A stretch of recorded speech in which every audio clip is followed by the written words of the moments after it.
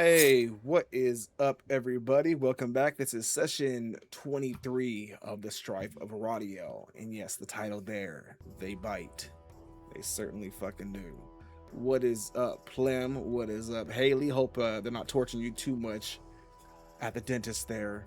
Won't be nearly as bad as we torture our players today. Unfortunately, one player is out for the evening. Finvar had some grown up IRL stuff to take care of, so he's going to be doing that.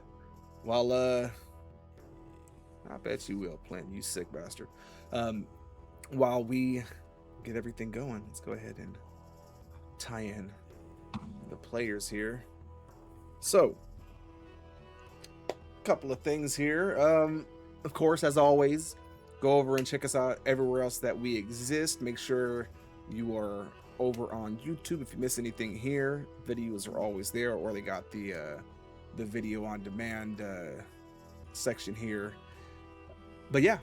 So I'm trying to think if there's anything else I want to go over. I'm trying to save myself from ranting on the things I want to rant about right now. So we're not going to do that. I'm gonna hold it in. I'm gonna go against my better nature. I'm not going to go off right now. Thanks, Plum. I rant to it now. You don't want it. Besides, everyone came here to play D&D, not to listen to me go on and on about the irony of this book. Okay, never mind. All right. So, that is one other thing. As you guys can hear, we got our classic music back, right? Is it all coming through there? Yes, I see it is. We do have our classic music back. I finally just said, fuck it. We dipped in. We went for and got back the Describe, or it's all under Opus or whatever it is. I'm telling you, I'm going to say it right now. It is overpriced. I stick to that. It's $20 a month. It is overpriced, but it is the best version of what it is, at least that I've found so far. If somebody knows a better one out there, recommend it, but just using YouTube or whatever like that wasn't working for us. It was really frustrating me. I have OCD about shit like that, but finally we are back on the level here. So, without further ado, where we left off the last time, our wonderful team here had finally made their way to the Forbidden Lands, the solo continent of Cretvyrn. Journeying their way into there, quite an ordeal, dealing with a storm and some Mel Brooks level of slapstick as they're trying to get the ship not to crash, which it eventually did. Dealt with, of course, a dragon turtle, which your boy Torin made pretty short work of. I honestly thought it was yet another instance of me thinking, is this too much? And then realizing I'm going way too fucking easy on these bastards. But with all that, we finally got to the island. Come to find out that magic seems to be a little strange here. It functions, it works, but certainly having some interesting effects along with it. Ira seeing some spectral form of the bestial creature. His team members had seen him himself transform into under a full moon. They pursued this specter into the jungle here, which led them right along the path of 3 raging prehistoric beasts. Now, we're picking up here as these creatures had spotted the group here. Of course, Alor had turned himself invisible, but stepping out into a wide open area here, just opening up from the trees overhead, which caused his invisibility to put a certain shimmer around him. At which point, one of these Tyrannosauruses, as they are, goes charging for the sparkles. Finvar, being the heroic paladin he is, leaps to his aid. And just as Aelor drops his invisibility, casts something else just as Finvar makes contact with them, and both of them, like a bubble, leaving a little pop of air behind them, snap out of existence. Leaving dimension door. Leaving the rest of our group here to deal with what's left. So without further ado,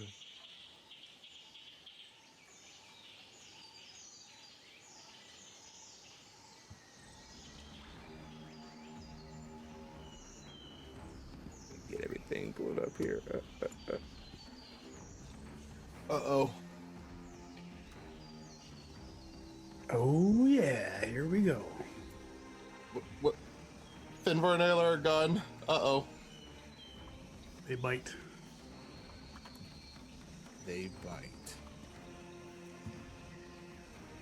And when everybody is ready, go ahead and roll initiative. So we each get one, and whoever kills there first wins. I'm not competing with you, Torin. No way. Bro, I cannot roll initiative. I rolled a 2. Like last week. Well, I got a 10. I have not rolled above 3 on initiative rolls. What's funny is I rolled higher than you, but ended up going slower than you. So hey, I also always rolled crazy higher that than works. Torin and I'm going slower than him. Torin, your initiative is too high. What is it, a +9? It's +9, yeah, but my rolls are too low. are we actually gonna get? Gives us a chance. Not really. Yeah, we could always press. switch. Oh yeah, you're back to Torin, so we have that option again. I don't think it makes much of a difference in this case. Let me know if you guys plan on switching anything, as I am. No, I think we're probably after the T-Rexes is my guess. I think that's a safe assumption as well.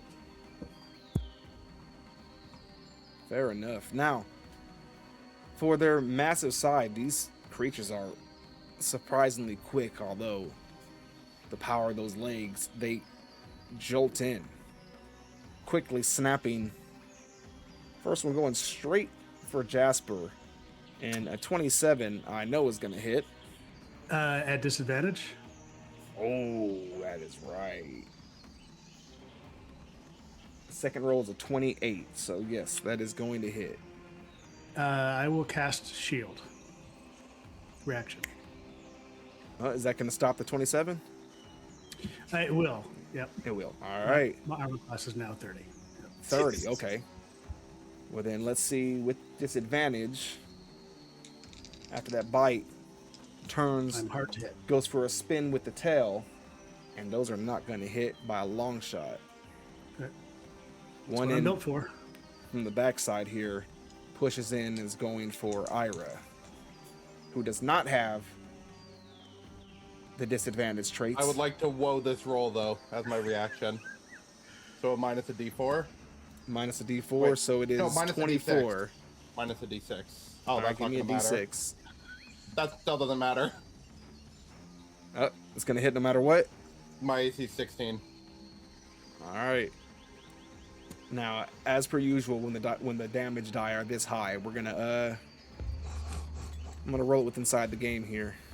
They don't hit often, but when they do, So wait, would that still use my reaction, even though it was an impossible one for me to? I guess because I still wanted to do it. Yeah, you see, you still Yeah. triggered it. Yeah. Okay. How much All right. damage? That was 43 points of piercing damage. Also, Thanks.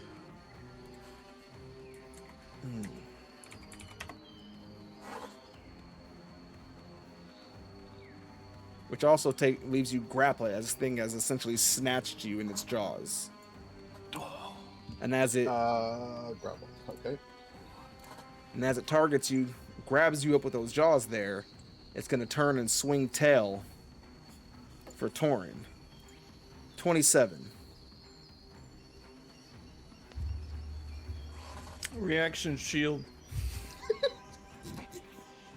Sounds about fucking right. So Another it one's makes going mine to 28. continue moving in, going for jaws on Jasper. 18 is not going to hit, nor is a 17. The cloak is doing well.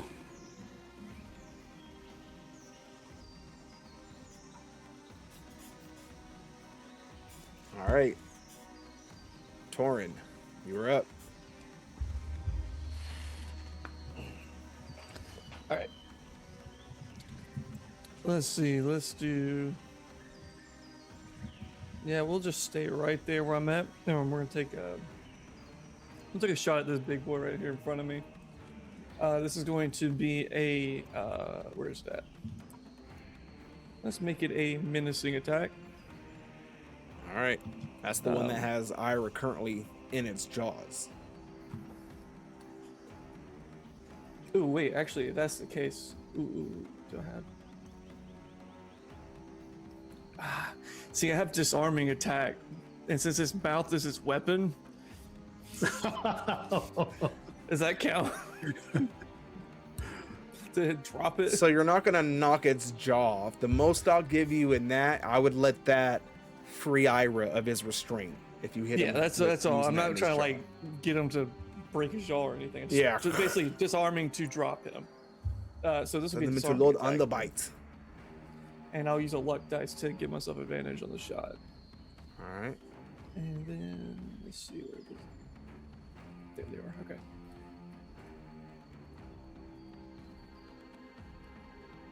Ooh. 32 to hit. That hits. Okay. I'm going These to. fuckers are big. They're fast, but their size makes them a pretty easy target.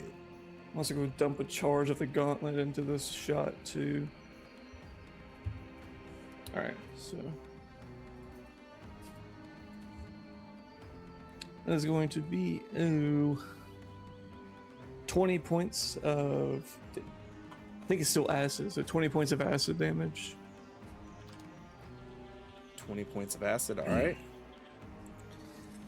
And then it's going to have to make a DC 17 strength saving throw. Strength, Yeah. Jeez. which it makes no diff with 19. 19. Okay. I will take second shot. We'll do disarming again. Help me, Torin! And then we'll bonus action. We're gonna just bonus actions Hunter's Mark on it because I forgot to do that the first time. All right. So and advantage here. 31 to hit. That fucking hits. For Sheesh, we got a Nancy Kerrigan Torin here. 24 points of acid damage. And a DC 17 strength saving throw. Oh shit! And with the 12, Let's go! it is gonna fail that one. So, as the bullet launches up, strikes it just underneath its jaw in the soft spot, it opens wide and lets a scream out as Ira rolls out, falls prone to the ground back where we stood. Thank you. All right. And Anything then, else? my last shot. This is going to be a menacing attack. 31 again to hit. And what do you think? No. Yep, total miss. It's gonna be another 19 points of damage. And we're gonna have to make a DC 17 wisdom save. Oh.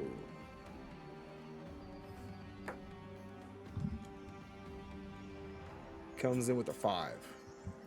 He is frightened. All right. And then that'll end. Actually, bonus action, we'll do using my second bonus action. Use the amulet or the pendant of magnetism to get 2 chunks of metal, if I can find any.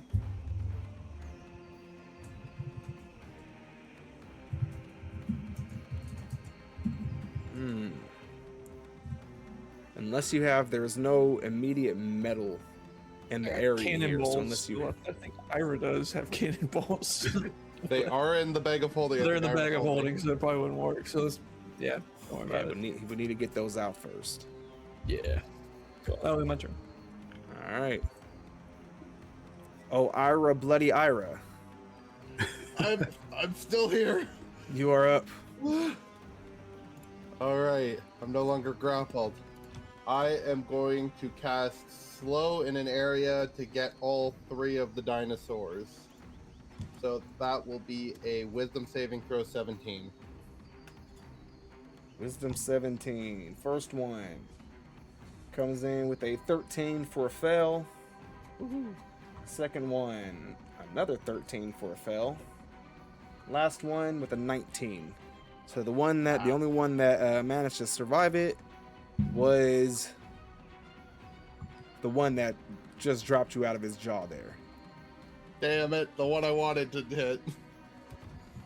All right. Yeah, and I'll end it there because now it can still get a target attack of opportunity on me. All right, Jasper, you're up. So it looks like this is going to be a slugfest. Seeing the 2 of them affected by slow, I'm going to cast a 4th level spell called Spellfire Storm. It's normally used or better against spellcasters, but it's a spell that I can designate creatures to be unaffected by it. So as I cast it, it's a 20-foot radius, centered. I'll just center it on me. And every creature within 20 feet needs to make a Constitution saving throw, which they probably have hella high Constitution, but that's okay. For a Con 19, I'm going to roll the damage here for the Spellfire Storm. All right. Con 19 save. Yep. Not Okay, bad. that is a 7 on the first one, a 12 on the second one. Damn. Nope, they all fell. Okay, they take 30 points of radiant damage. Damn.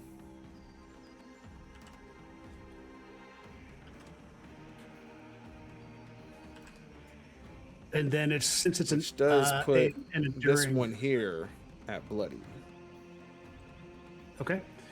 I'll mark myself as concentrating on this spell. Lasts for up to a minute.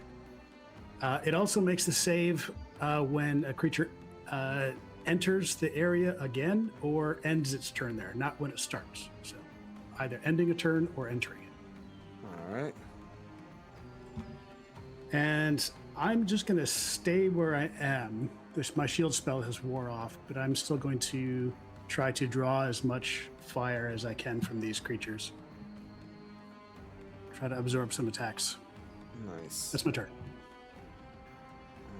All right.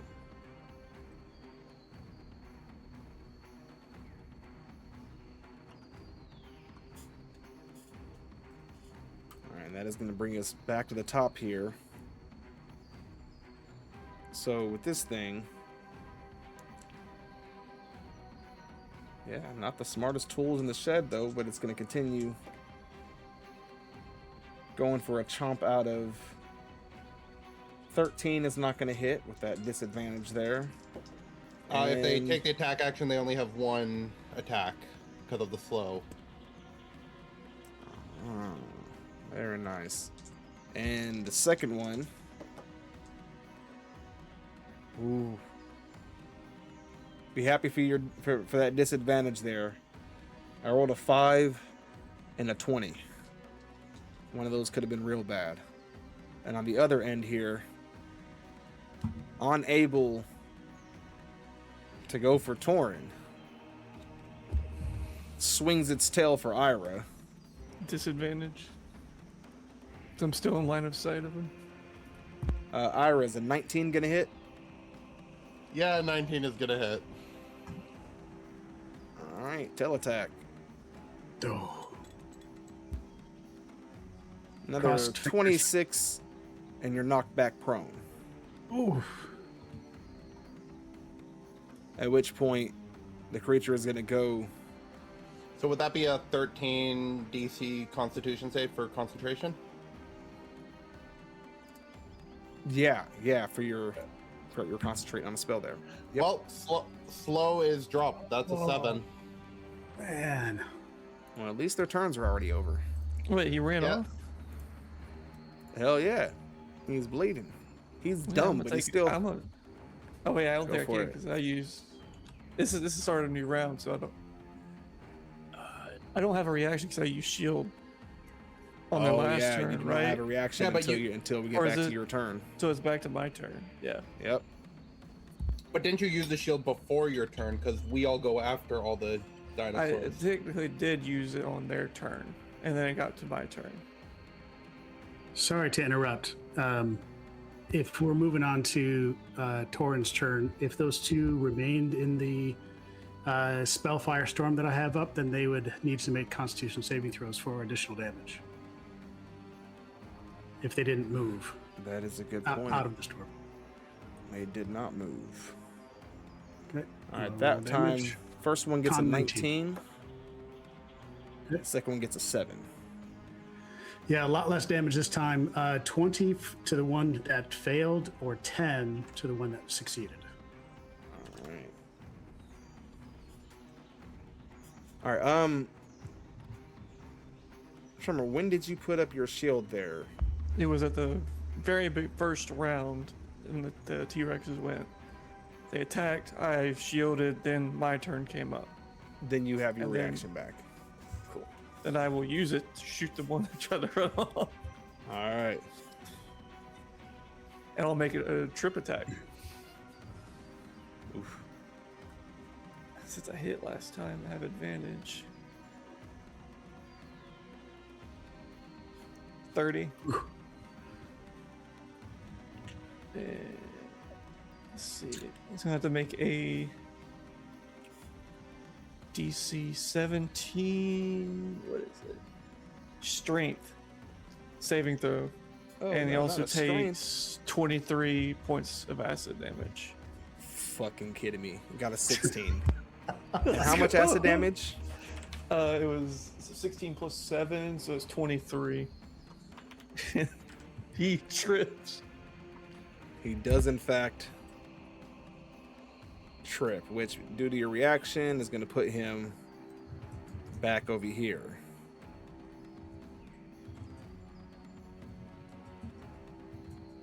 Knocking him over prone. He is all bloodied the fuck up. And since that fall is going to leave his end of his turn back inside of your thing there, he's got to make the save for... And with the 12, he's going to fail that constitution save on Jasper's spell as well. God damn. So 20 points of radiant damage.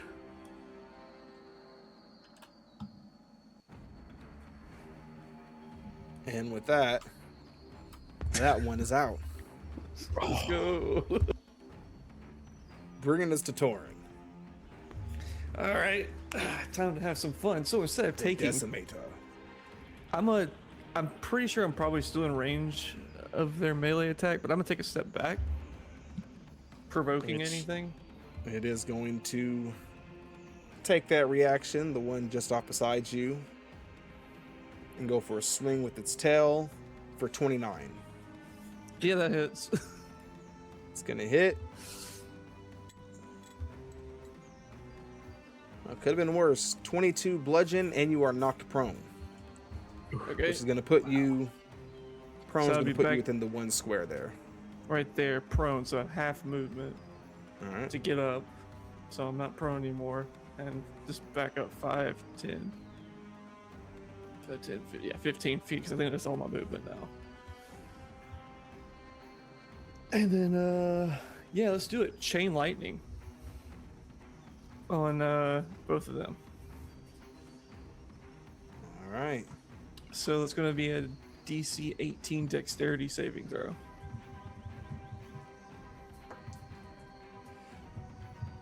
Which they both fail miserably. So that's 10d8 for 42 points of lightning damage each.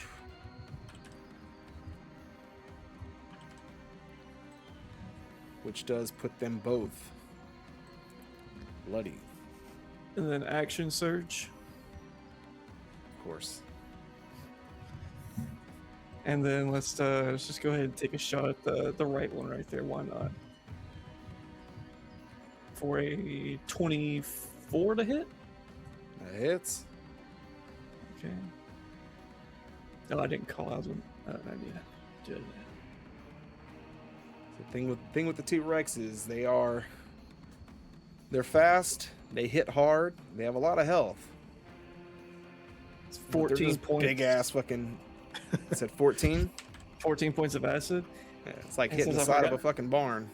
Yeah, exactly. And since I forgot to do it on a bonus action, move Hunter's Mark to that one. All right. And then this one's going to. Yeah, let's just make this one a pushing attack because why not? Actually, no. Make it menacing. I'll do menacing again. For 29 to hit. That is going to hit. Same one. Same one for 25 points of damage. Let's see. 22 acid, 3 force. And a DC 17 wisdom save. 17, which it fails with an 8. Okay. So he is frightened of me. And I'll take my last shot. For 31 to hit. Jeez. The only way that would Yeah. miss is if it went through one of the bullet holes he already has in him. So it's 18 points of damage. 3 force, 15 acid. All right. Putting that one down as well. That'll end my turn. All right. Ira, as he lays prone in the dirt there, just bleeding all over the place. I It's stand your up. turn. I'll stand up for half my movement, and at this point, let's just cast a guiding bolt at the last one standing there. Come on. Did it roll? Yeah, that'll hit. That'll hit. Wait, did it even roll? I rolled a 17 on mine. Yeah, so I see 17. I just didn't add it up. I didn't even see the D10 or the Not showing D20 roll. here. If you both saw it, that's fine. All right, 17 will hit. Okay, so that's 66.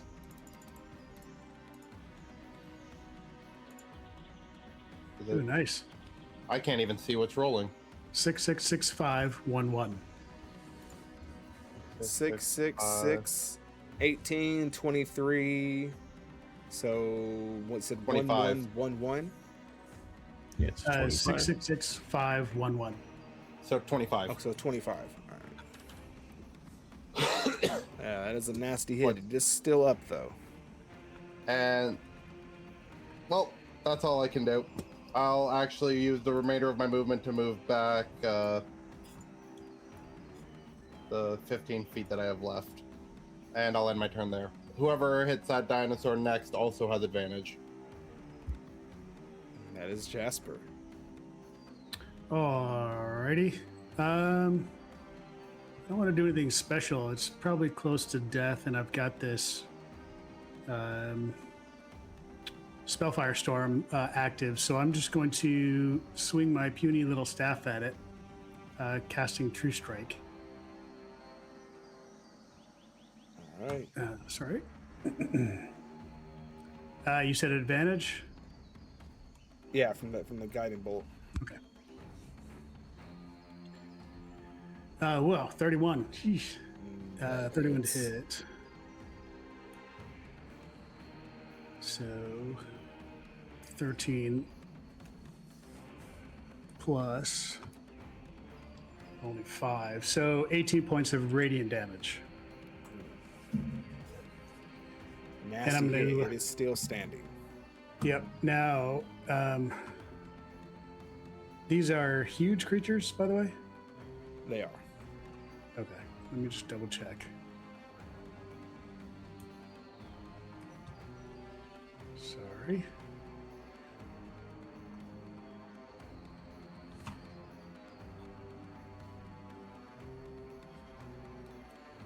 Luckily, the topple weapon mastery has no size requirement. So it's got a hell of a constitution, so it needs to make a constitution saving throw. And to- that is a 10. Wait. Or be Where's the toppled. line? Yeah, that is a fucking 10. Okay, so yeah, it would have been at DC 18. So it is tripped, it is toppled. So it's prone. All right. And Anything else? I'm going to stay where I am. Try to, if it stands up to ward any attacks or run away, I'll see what happens. That's it for me.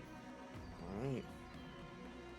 Yeah, bringing us back to the top here. So seeing this thing gathers its best it can, staying with its eyes turned towards you, its tail halfway back, ready for a strike. It stands up, kind of looks between the two other Rexes there, and it's gonna disengage and get the fuck out of there. Let's see. Let me check one thing here. Come back here, boy. I need my XP.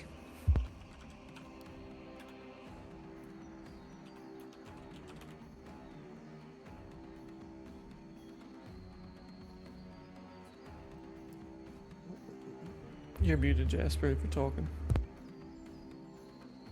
I was saying while he's looking that up, you see Jasper with his little 4.5 foot staff of power somehow trip the T-Rex.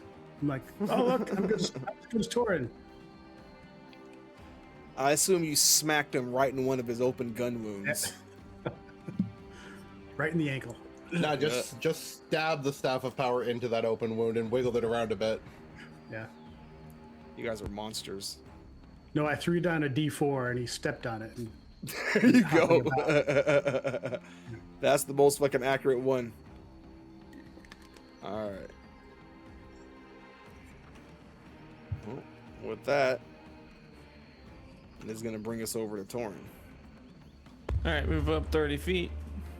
Take a shot. Oh, a natural one. oh! Oof. It's a good thing. Bonus action, I'm gonna move the hunter's mark again. Easy come, easy go. Take another shot. 25. So that is 13 points of acid and 4 points of force damage. So as this thing is sprinting away, that final shot there tears right up its spine, its mouth hanging half ajar. You can see the bullet as it enters through the back. The acid explodes out of its mouth as it just tumbles in on itself. And it is down for the count. Holy moly. Oh man. I start sitting and I'm just pulling stuff out to make a campfire just to kind of chill for a little bit. Ira, you okay? You took some massive hits there. How you I doing? think I just need a quick rest. I will never be the same. No, seriously. I mean, do you doing okay? I have a potion if you need it. I think I still have a potion. I have a greater healing potion. Plus some level 1 and 2 spell slots. Well, if we can maybe rest, maybe recover a little bit before we move forward. Yeah. Hey, Rachel, what is up? As you can see, I'm making them fight dinosaurs now. Oh, yeah. I will drink that potion of healing regardless, though. The potion of healing greater. So 44 plus 4. While he's doing that, I'll be looking around for other threats. That's typical. Jasper is always looking out for any other threats before we settle down. My D&D Beyond is just not showing me any Yeah, dice. I think you need to refresh or Yeah, something. I need to reload that. 431, I saw. Here, let me just try rolling a random dice of any kind. Okay, now I'm seeing it again. And So, as sorry, you what all is- are 431. collecting yourselves, Was it not 44? Only 3 rolled. Oh, shoot. Okay, 431. Sorry, Risen. Yeah, sorry. no, go ahead. Take care of your stuff. 4314, so that's 12, 16 total healing. See, it's entirely different over here. I saw 8675309.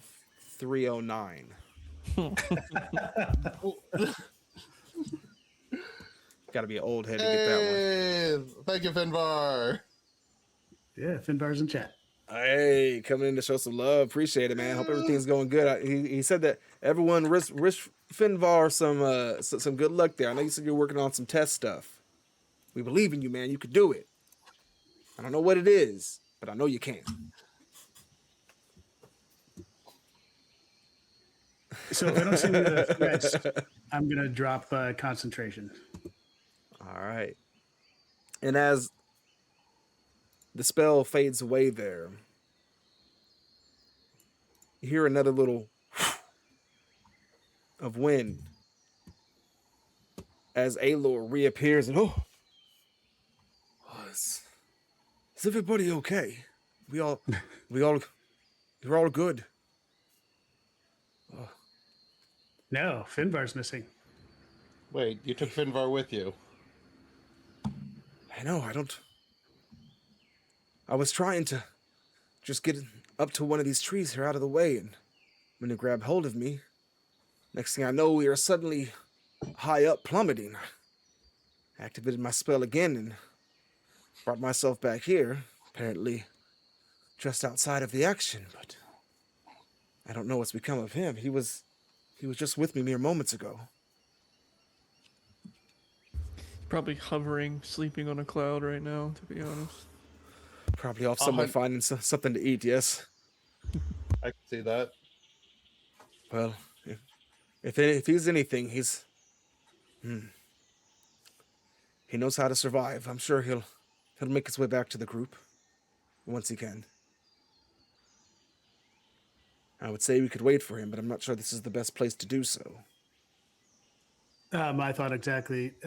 Ira, I would like your assistance in helping me salvage some teeth, claws, and maybe a little bit of this dinosaur blood. But Torn, I think we should move away a little bit before we settle down for any short rest, because I think this might attract other predators. I could just. Sorry. I could just use this cube and see if magic works different on items. And That could be interesting. Even make a so, cut. it would be smart to move away at least. Move a out of little the bit. open at least. Yeah.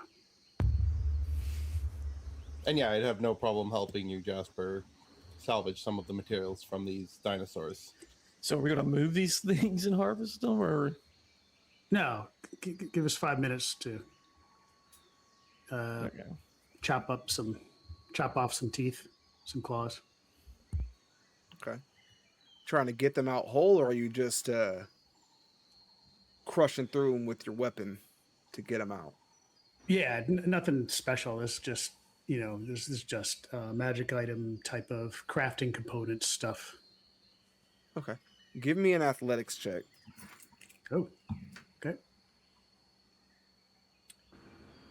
You want one from Ira as well? I was Yeah, just about to whoever's ask, trying to you want pull one it from too. both? Sure. My +0 athletics. Yeah, not great. 8. 11. It's fine. So, as you're going down the teeth there, The front ones are a bit too just large and dug in to get out. By the time you work the way down, you're getting some of the not exactly molars, of course, being a T-Rex having no flat teeth, but some of the medium-sized ones towards the center of the jaw there that you're able to rip out there. When it comes out, these things are hard as stone, so they come out whole when you rip through the all the nastiness there. Shout out to you, Haley. I know you're at the dentist right now. They're doing a little bit of dentistry themselves. Hopefully, your dentist is nicer than these guys, though. Hey, on that note, do these claws, teeth look anything similar to what my librarian researcher at the Bastion, Saradin, had uncovered as far as a fossilized claw or something when she was researching the Forbidden Lands for us? Give me a history check. All right. That's better. 20. Yeah, looking over that, this is, I mean, except for them being actual bones and not just chunks of calcium and everything here, this is, I mean, it could be a replica or, I guess, considering fossil versus actual thing the other way around. Well, that lends credence to what Saradin found as far as research. So that means whatever she found is probably has a little more weight, and is not just story, rumor, and conjecture.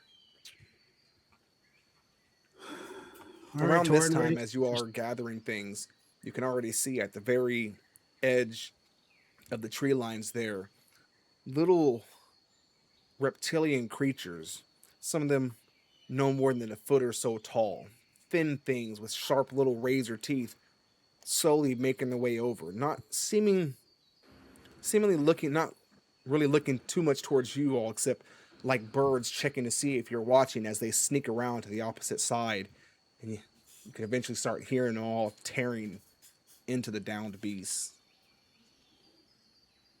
It's a circle of life. Well, gentlemen, I'm not very good at finding a safe place to hide or to rest. Someone else want to take the lead on that? I'll do my best to lead us to somewhere a little more secluded. All right, give me a survival check there, Ira. Yes, sir. 22. 22. Okay. So, heading a bit deeper into the forest there, getting away from what is essentially now large piles of meat in the land of the carnivore. Find an area, very thick underbrush here. The trees themselves are, a lot of them, a good 15 to 20 feet around on their own, stretching high off into the sky there. Large, brushy bushes overhead. From where you're at, you could find a reasonably safe space down somewhere in the underbrush there, although starting a fire might be a little risky, or something a bit higher up in the trees, unless you want to keep searching and going further on.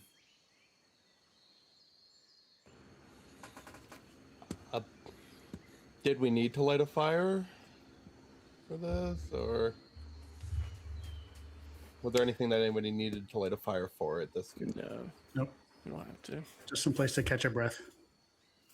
Then I think this would be as good a place as any at the moment.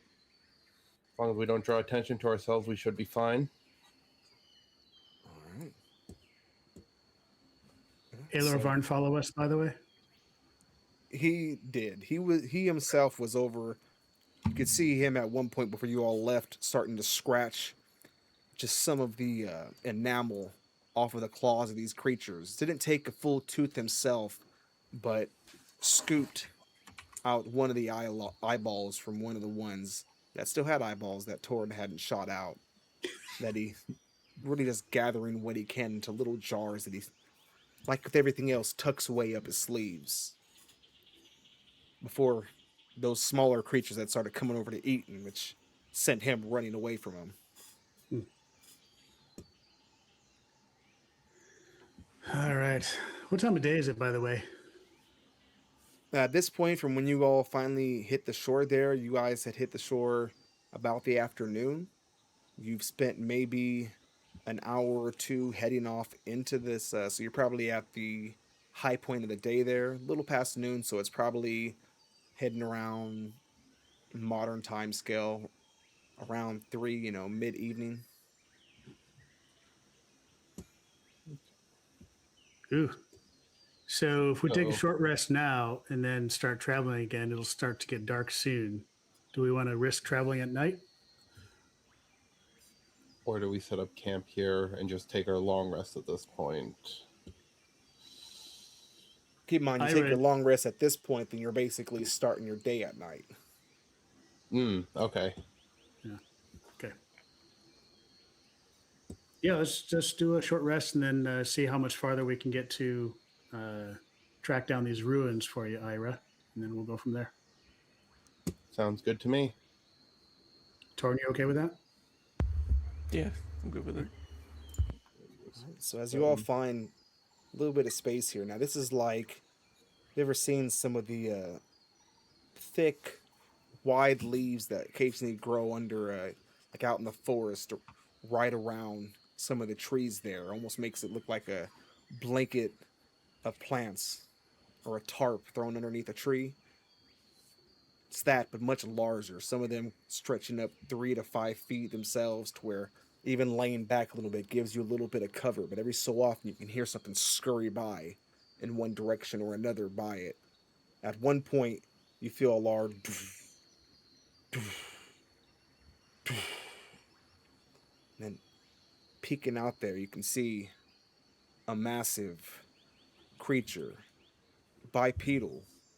No massive claws or sharp teeth. Really, its head quite small, more turtle like, somewhat of a beak, and massive plates spread across its back like flat spikes, goes over, grabs at bunches of the underleaf there before moving on as another herd of it gathers round. They continue moving past 30, 40 of these massive creatures from toe to the top of their spike, top of their the plates there, ranging anywhere from 13 to 15 feet or so. They all just continue by, paying him never mind. And Ira, that's where you hear something. Something else move in the brush. Loud enough to grab your attention, but none other seems to notice it. Sounds like not massive footfalls of these creatures, but like something running through the tree lines.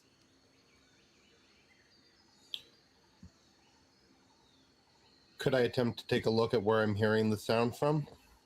Hey, give me a perception check. Oh, 12? 12.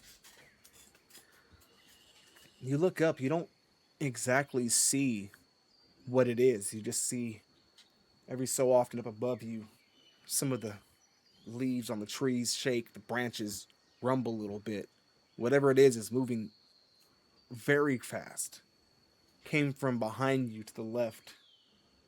And in no time, it's suddenly shooting past, moving overhead with that herd of, well, you may or may not know to be Stegosaurus. What do you do?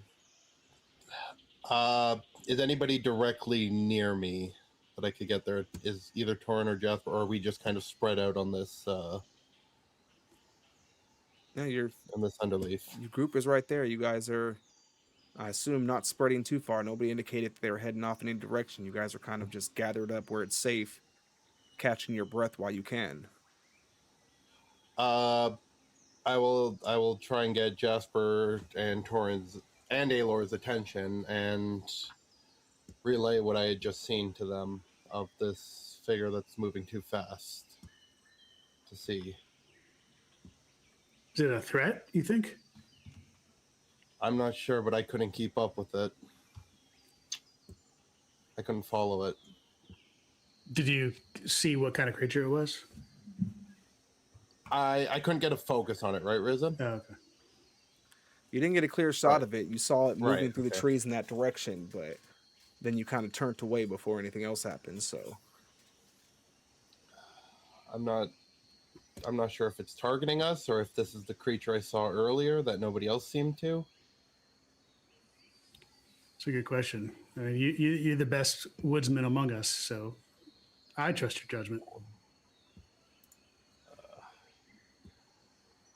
Well, it's how long had passed at this point then, Risen? Did we get our short rest in, or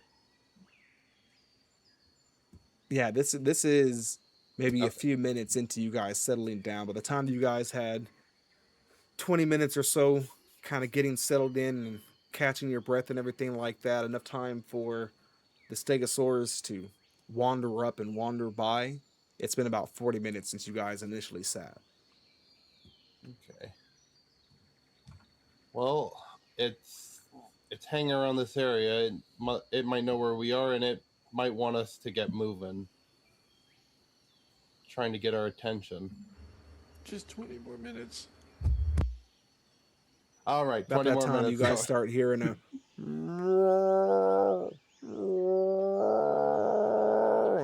heavy footsteps start picking up. You can hear it feels like the whole place is shaking. The trees themselves are starting to rumble. What do you do? As I'm like laying down, relax, I'm just going to lift off the ground and just stop feeling the shake and continue relaxing. As you all can see, so where you're sitting, you're in the underbrush there. The tree, massive one just behind you. That herd of the Stegosaurus now are all rushing, stampeding in your immediate direction, smacking against the trees as they do. You can see the trees crack and rumble. None of them actually fall or tilt. These trees are ancient and massive themselves, but you can see the dents that their plates are leaving them as they slash through them like massive serrated blades. They are heading off fiercely in your direction there. What do you do? All right, Torin, I think we're out of time. I'm going to take a chance and pop on the carpet and just pop up 10 feet.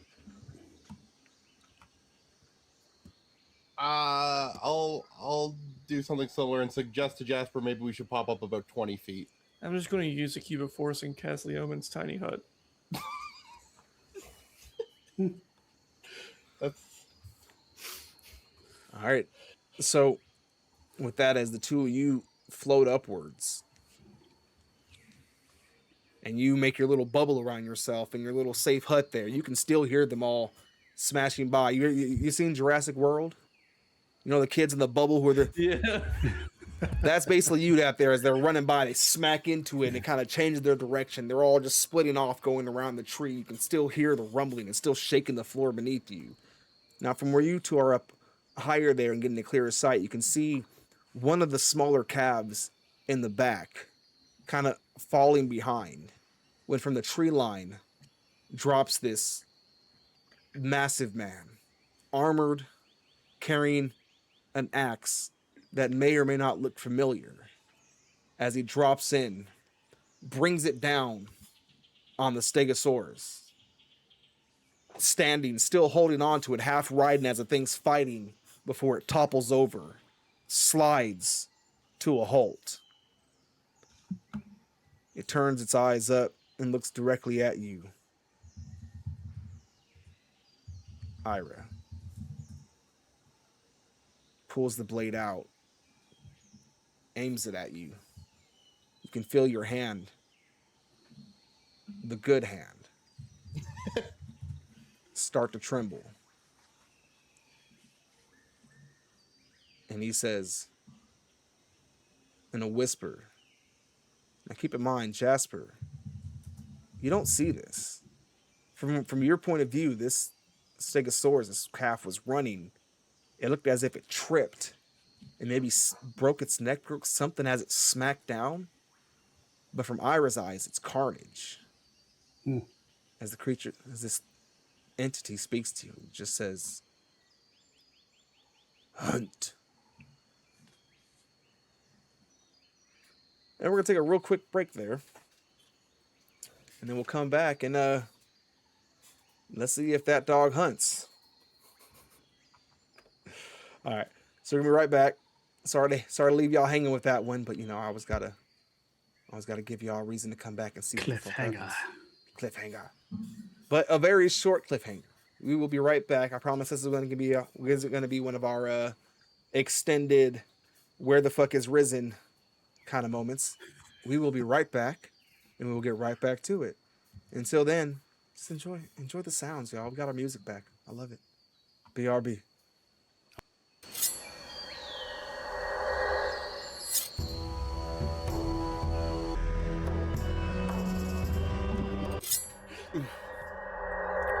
What is up, everybody? We are coming back at you, and yeah, not much to go into. Just one more quick shout out. Make sure you go over, check me out over on TikTok.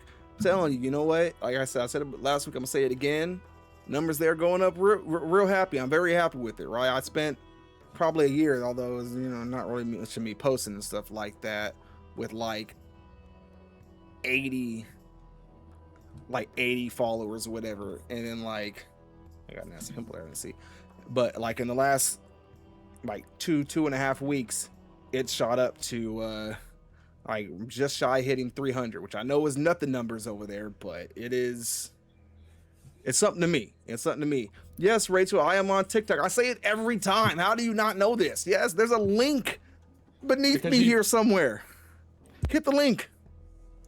It's mostly just funny. It's either me ranting about whatever happens to tickle my fancy every now and then, a little tip here or there. I think tomorrow I'm gonna do a video and it's gonna be a rant on a particular touchy subject, but so we'll see how that goes. But other than that, yes, it is lots of meme videos, things that I think are funny, so go over and check it out. Anyways, let's get... Oh, you do already okay, I was just making sure. You said that with such surprise in your text. I could read it. All right. Oh yeah, and don't forget we got the Tangia thing going on there.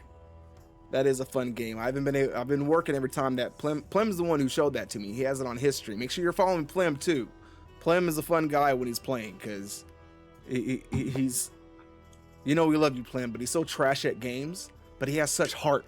He has such heart at it that you can't help but that you can't help but love it. But yeah, he showed me that, and I got obsessed with that for like two of his streams, and I've been working and stuff, so I haven't gotten to play over there in a while. So I had to install it here so we can mess around too.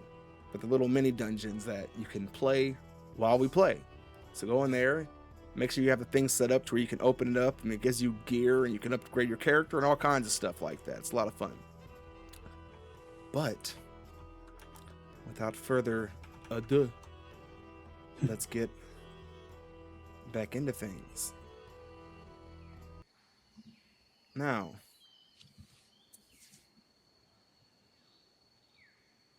Ira, as you're staring off to this entity that only you see, standing atop this downed stegosaurus, axe aimed up at you.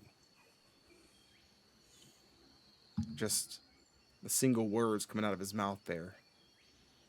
Hunt. Give me a Constitution save. Uh-oh. Oh. 19. 19. For a moment there, you could feel your hands start to twitch. It trembles, it shakes. You close it down. You could feel there's nothing there, but it feels as if you're holding on to the hilt of something for a moment. You could feel the weight in your arm. You could see the hairs on it start to stand up and darken before you're able to force your hand open, whatever it is, you can not see it, but you can hear it fall and land in the underbrush below. And as you blink and look back up, the Stegosaurus is still there, still rolled over, laid on the ground. But the carnage is gone, as is the entity. But just off in the distance there, again, you can see in the tree line that large outline of this anthropomorphic bestial creature. Another claw reaches out, beckons you deeper in, and then turns and vanishes into the darkness of the tree line.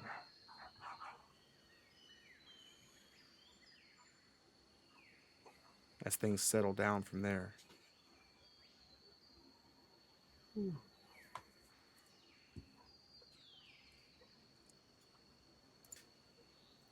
You okay, Ira?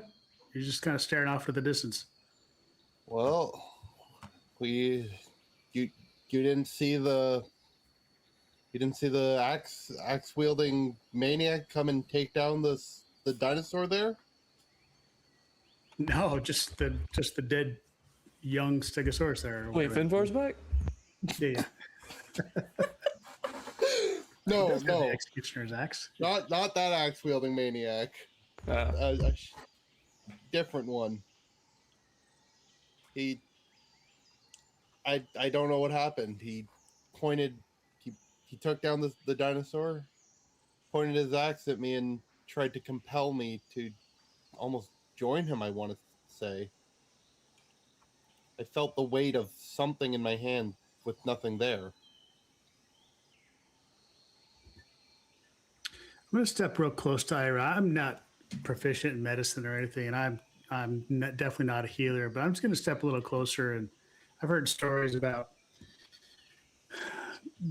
jungle worms and madness and crazy stuff happening from Sheridan, my researcher here. I'm just gonna look real close in his eyes, just see if I see. Does he look like the Ira that we know, or is there something else going on? Some madness in his eyes.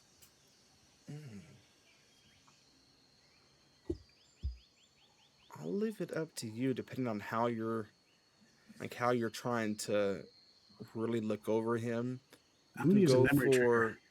Yeah. Okay. Yeah. So in the back of my mind, as I'm looking at Ira and just kind of peering into his face for any hint of possession or something unusual, the only thing that's playing in the back of my mind is Finvar. 2 weeks ago, 3 weeks ago, saying, "Can we trust Ira? Can we trust Ira?" And I'm replaying that over in the back of my head, and I get a little suspicious. I don't see anything, but I'm no medicine man, so I'm not surprised. But now I'm starting to be suspicious, just like Finvar was all those weeks ago. All right. So with that, then give me an insight check, but you can do it with advantage. All right. I'm not bad at those, but I rolled so crappy, so I got a 10. A 10. So, taking a moment there as you all are still on the flying carpet looking at him, his eyes, for the most part, look the same, though underneath them you can see just some of the dark bags, just likely exhaustion from so much of the stress and the tiresome nights that he's had recently. He's gone through quite a bit as of late. But deep in the center of his eyes, you can get the feeling almost of something looking back at you. there's something about some of his features. His cheekbones almost seem a little sharper. He has lines in his forehead he didn't have before. His eyebrows are thicker. It gives you let's just say it doesn't exactly assuage your paranoia. Absolutely. Feeds the fire. It is assuming I'm using assuage correctly, or I didn't just make up a word. Either way, you know what I mean. You get my meaning.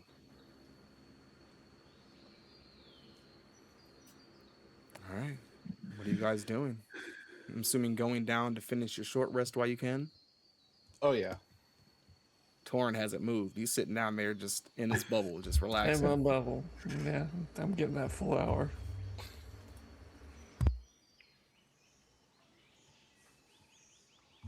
All right. Once you guys get down there, take a little bit of time.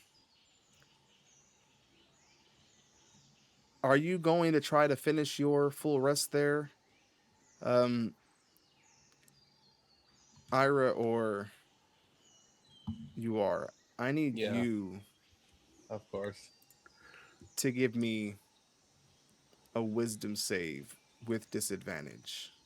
I already have advantage on those, so it's just neutral. So it's gonna be a straight save. Thank God. Oh no. Okay, 18. 18. Okay. Holy cow. Shout out Haley. She just gave Jasper advantage on your next roll there too. Thank you. And so it takes you a minute to calm your mind at first as you try to even relax, try to gather yourself. It's difficult to do. It's your brain is going a million miles a minute. Every time you close your eyes, you can just see that massive person standing atop the back of that stegosaurus and looking at you both beckoningly and threateningly. Finally, you manage to calm yourself enough to get the rest of your short rest in before you all gather up. What's the plan from here, gentlemen? How are you feeling, Ira? Were you able to recoup a little bit of your strength to keep on? Yeah, I think so. A little more restless than I would have liked, but I'm feeling better. Well, you're our guide here. Are you making rolls? Which way are you Yeah. leading them there, Ira? Well, I'll start leading towards where the creature that was beckoning me was. All right. Give me another survival check. Survival. We're rolling our hit points from the short rest here. Hit Yeah, dice. sorry. Okay. That is Breathe. a 21. 21. So, once you all finish licking your wounds there a little bit, One other thing before we set out, I've achieved a power as a divination wizard to have free, unlimited casting of see invisibility at my level. So from here out, I'm going to be casting see invisibility. So I'll cast that first one now. okay. Okay.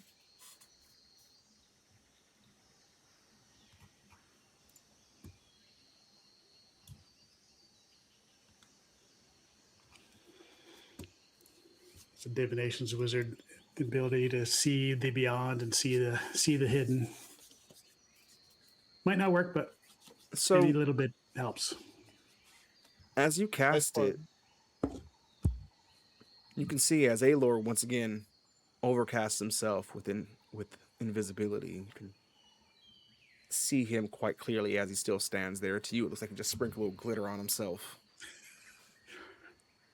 But as Ira leads you in the direction where he had seen this spectral creature, Ira, you step over there, and the tree that it had stood beside, you can see clearly on it these claw marks. Torin, nothing of the sort. Tree looks untouched. Jasper, you don't see the claw marks themselves, but you can see what clearly looked like almost like glowing,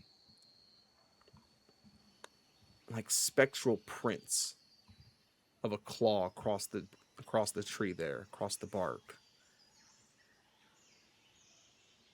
Following that direction further into it, every so often, Ira, you hear more of these footsteps quickly moving in the direction you continue to follow.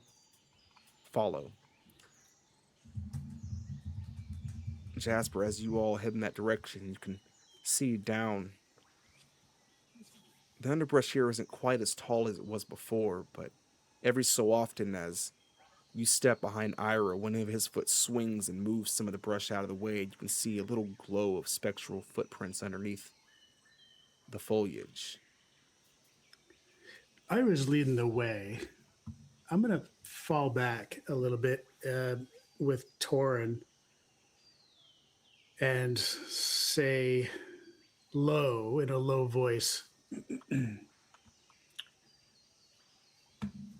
just a few minutes ago, I had my concerns about Ira and what he might be experiencing. Maybe this curse is twisting him in a way, and I still feel that way. And I just can't get what Finbar said about trust out of my head, but I'm seeing things now that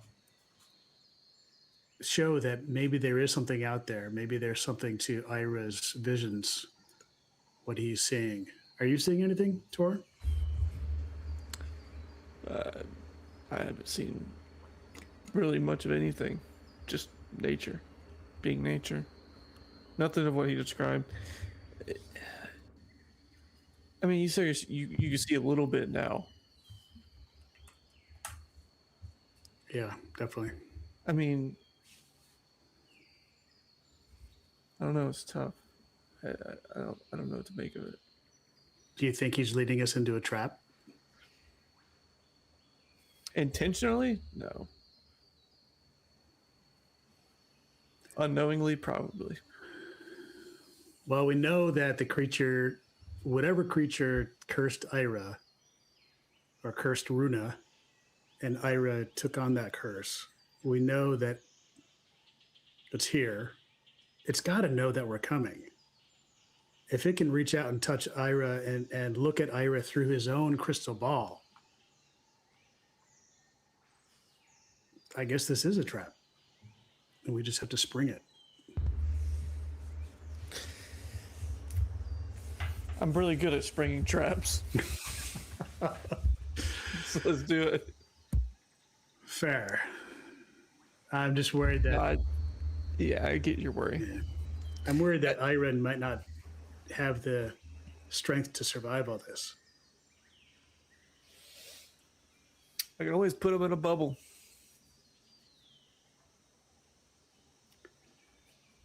But yeah, you're right. And I'm not really talking about the physical challenges here. I mean, this is a jungle of wonder. Mental. This is amazing. But this curse is taking his arm. It's taking his sister. It changed him into that furred beast. And now he's seeing things. I don't know. You're right. We need to spring the trap. I'm just letting you know that maybe there's something here that is... Maybe there's something more that Ira is actually seeing, so I think we're on the right path. Yeah. I don't know. Let's just make sure we don't lose him, because I think he's still walking. Yeah. Keep that bubble handy because we may need to protect him. Yeah. I got two And ways at this to do it. point, Ira has made it a little bit of ways. He's still kind of moving onwards. Not entirely out of sight, but has a good 20, 30 yards ahead of you guys. He kind of just kept on moving, this feeling almost beckoning you forward. Now, Ira, as you step out, the tree line breaks. Step into somewhat of another clearing, not entirely open, still a lot of branches hanging over, but a stream rushing by. The stream itself, somewhat thick here. Off in the distance, you can see something, looks of something between rock and faded gold, towering ahead. Your eyes fixate on it. Something at the top of that tower catches your eyes. Something standing tall.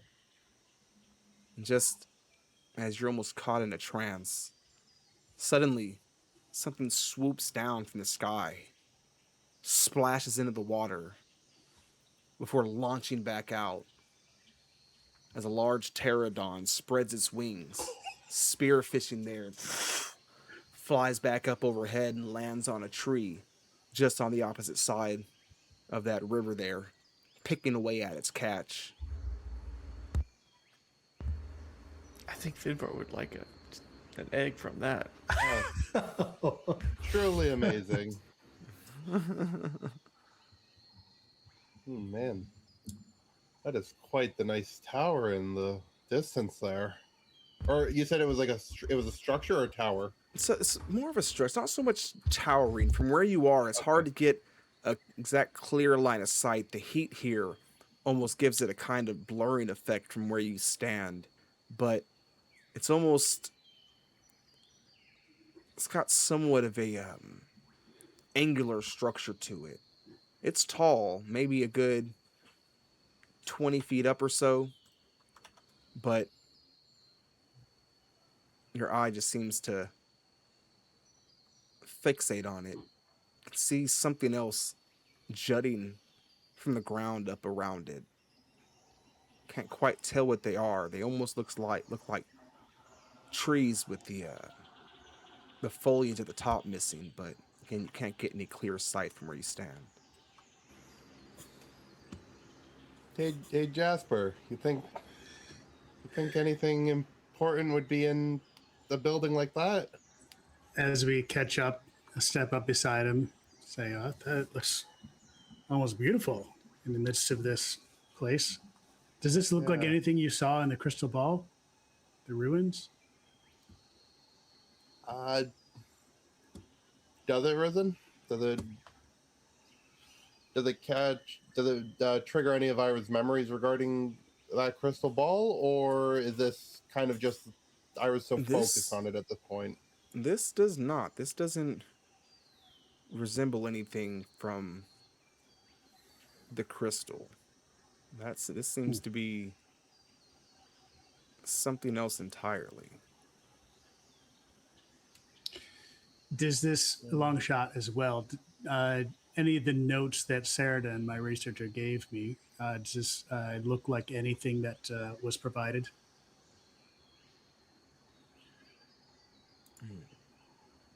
No? Okay. No, it does not. I have no idea what this is, Ira. I'm not sure either, but I think we should go there. I don't know. It seems like something's calling me there. It seems. As he says that, and I'm standing shoulder to shoulder with Ira, I look behind Ira's head and do a side eye over at Torin.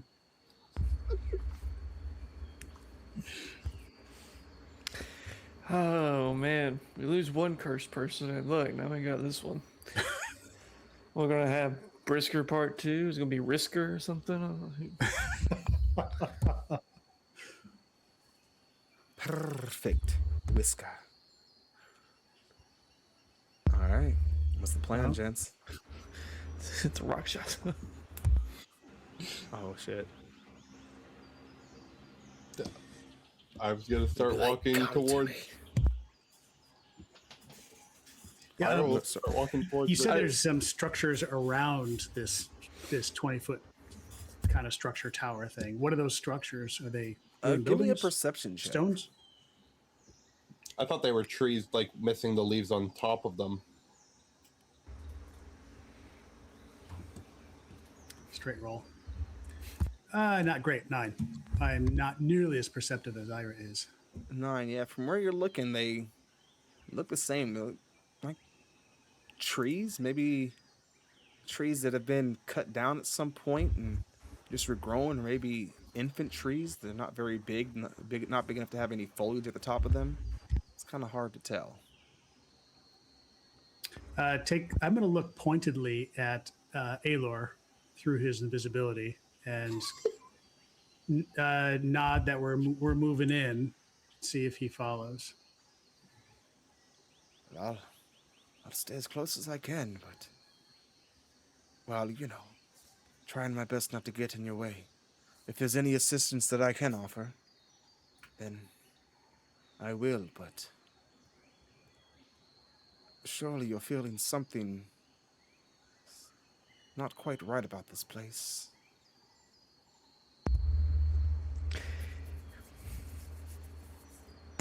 Thoughts, Torn?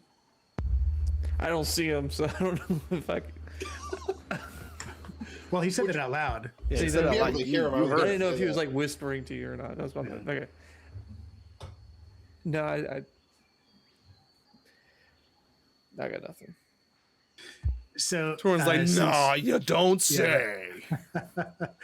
I am going to cast. I'm going to pull out a wand that I had my Bastion make some time ago. It's a wand of magic detection, so I don't have to ritually cast that spell. So I'm just going to cast using the wand, magic, detect magic, and have that running for the next 10 minutes as we approach, just to see if this golden structure at the center of this clearing puts off any magical emanations. And then you're doing this as you all are just standing there, or as you all are approaching it. I think Ira stepped off, so I'm following him. Ira had started towards said structure. And you all Sense of calling. are you all flying across the river here?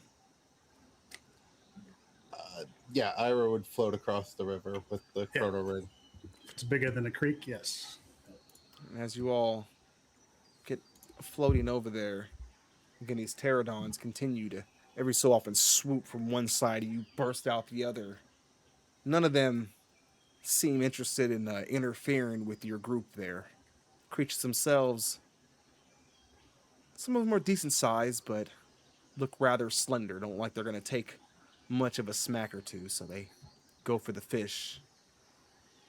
It's Jurassic Park. Now, as you all float closer there, it's where you start feeling that detect magic here. It's going from the actual structure itself, which you can see now isn't certainly no tower, but it's not any simple structure either. It's much more of a ziggurat, which is somewhat similar to a kind of a pyramid, but leveled off and flat at the top there, at the top of which what appears to be a large standing sarcophagi. And those things around it, not simply baby trees or anything, they're these massive spikes, look to be made of bones and tied off with bark around them, bark that's been petrified.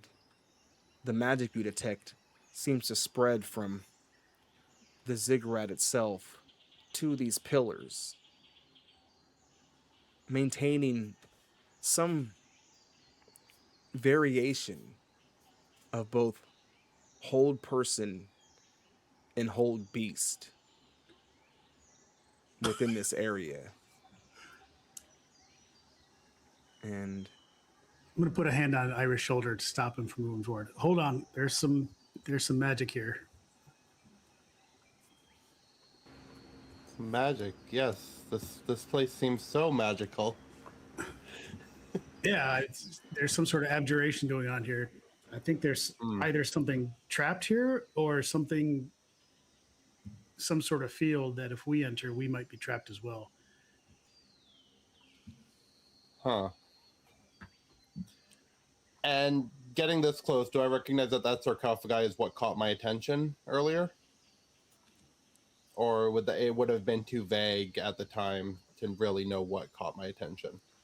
the whole area almost seems to be kind of drawing you in, almost even as you stand or float just outside of it. It's almost like a current kind of halfway pulling you. It takes an actual effort to kind of lean back away from that current pulling you in.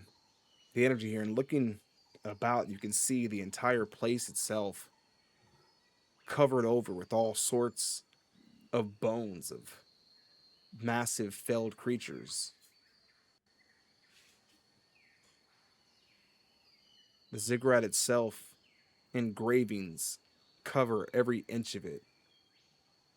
The staircase leads up to the top. From where you all float, you can see that two of the nearby kind of not so much pillars, more, I don't know exactly what to call them, not quite stone tables, but kind Pedestals? of little pedestals. There you go. Pedestals there. From where you are, you can see one of them, a helmet sits, and on the other, a mostly destroyed battle axe.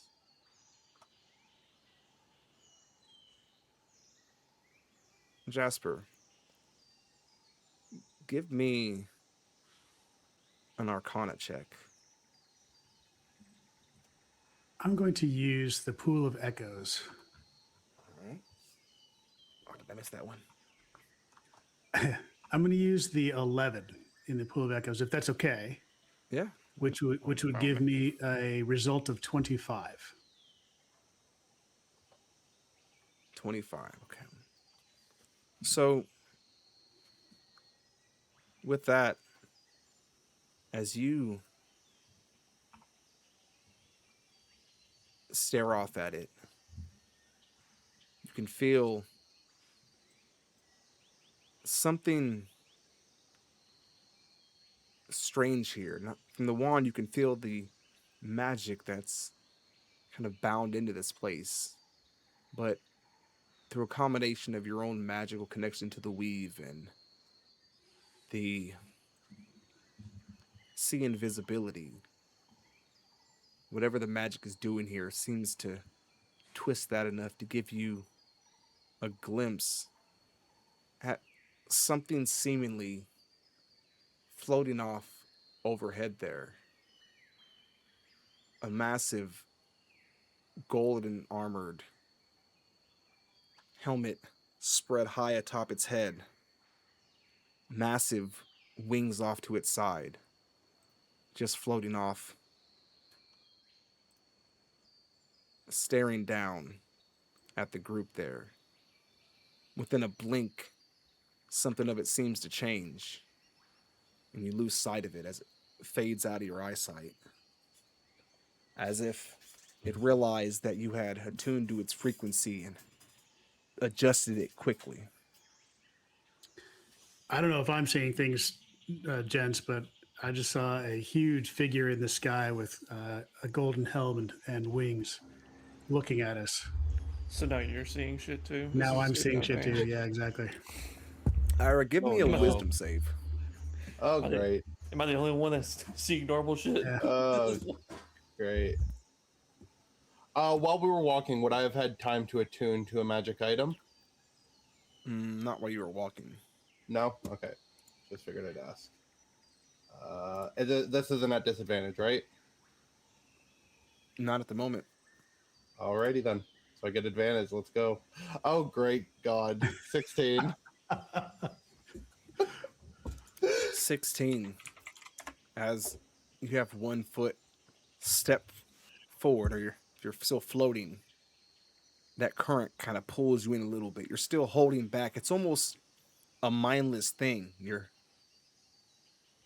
subconscious is doing more fighting than your consciousness is, as you just kind of drift about a foot forward there, just mindlessly.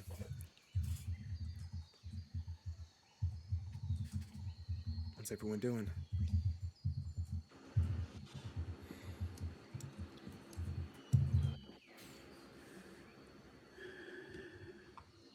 We're just very quick question. Do I get any sense that this may be related to? Do I see any symbology or iconography related to Ragvar Greenhand's children? Give me a history check. All right. I'm going to use a lucky point here. Glad I did. So 23. All right, now give me a perception check. Oh, jeez. I'm terrible at that. So 4. 4. So, glancing over it, you don't see everything. Some of it's still, from where you stand, a little bit too fine, but on the actual sarcophagi itself, you can see of the many symbols that are carved into it, some of them plated in with gold. You can see right over one of the hands of the sarcophagi as it hangs locked over with its hands crossed. On the top of the back wrist to the left hand there, the symbol of Ragnar. Ragnar or Ragvar? Just checking. You all Is it Ragvar Greenhand or Ragnar or Ragvar? Yeah. See. Okay. That's my fault. Just checking. Yes, Ragvar.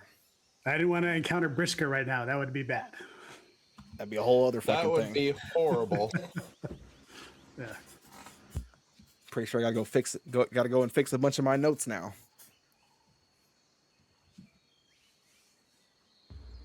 Ira, what's Ira doing? What are you doing, Ira?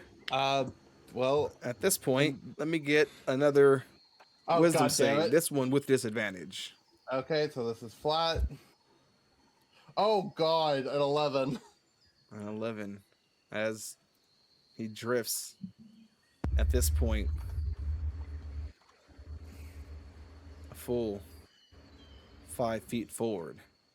Again, this is all very mindlessly. He's As I see him almost starting to looked take a step distracted. forward, I'm just gonna load the Iron Band of Bolero into my revolver, just getting it ready. Just spin it and just wait in case you need it. Hey guys, I see Ragvar Greenhand's children symbol on there. This is probably one of his children, like we talked about. Well, One of his children, or the tomb for one of his children? the way it looks like it might be your tomb here soon if you keep walking towards it like that. What do you mean? Wait, what? What are you guys doing back there? Yeah, you just kind of drifted forward. I don't know if you realize that yet, but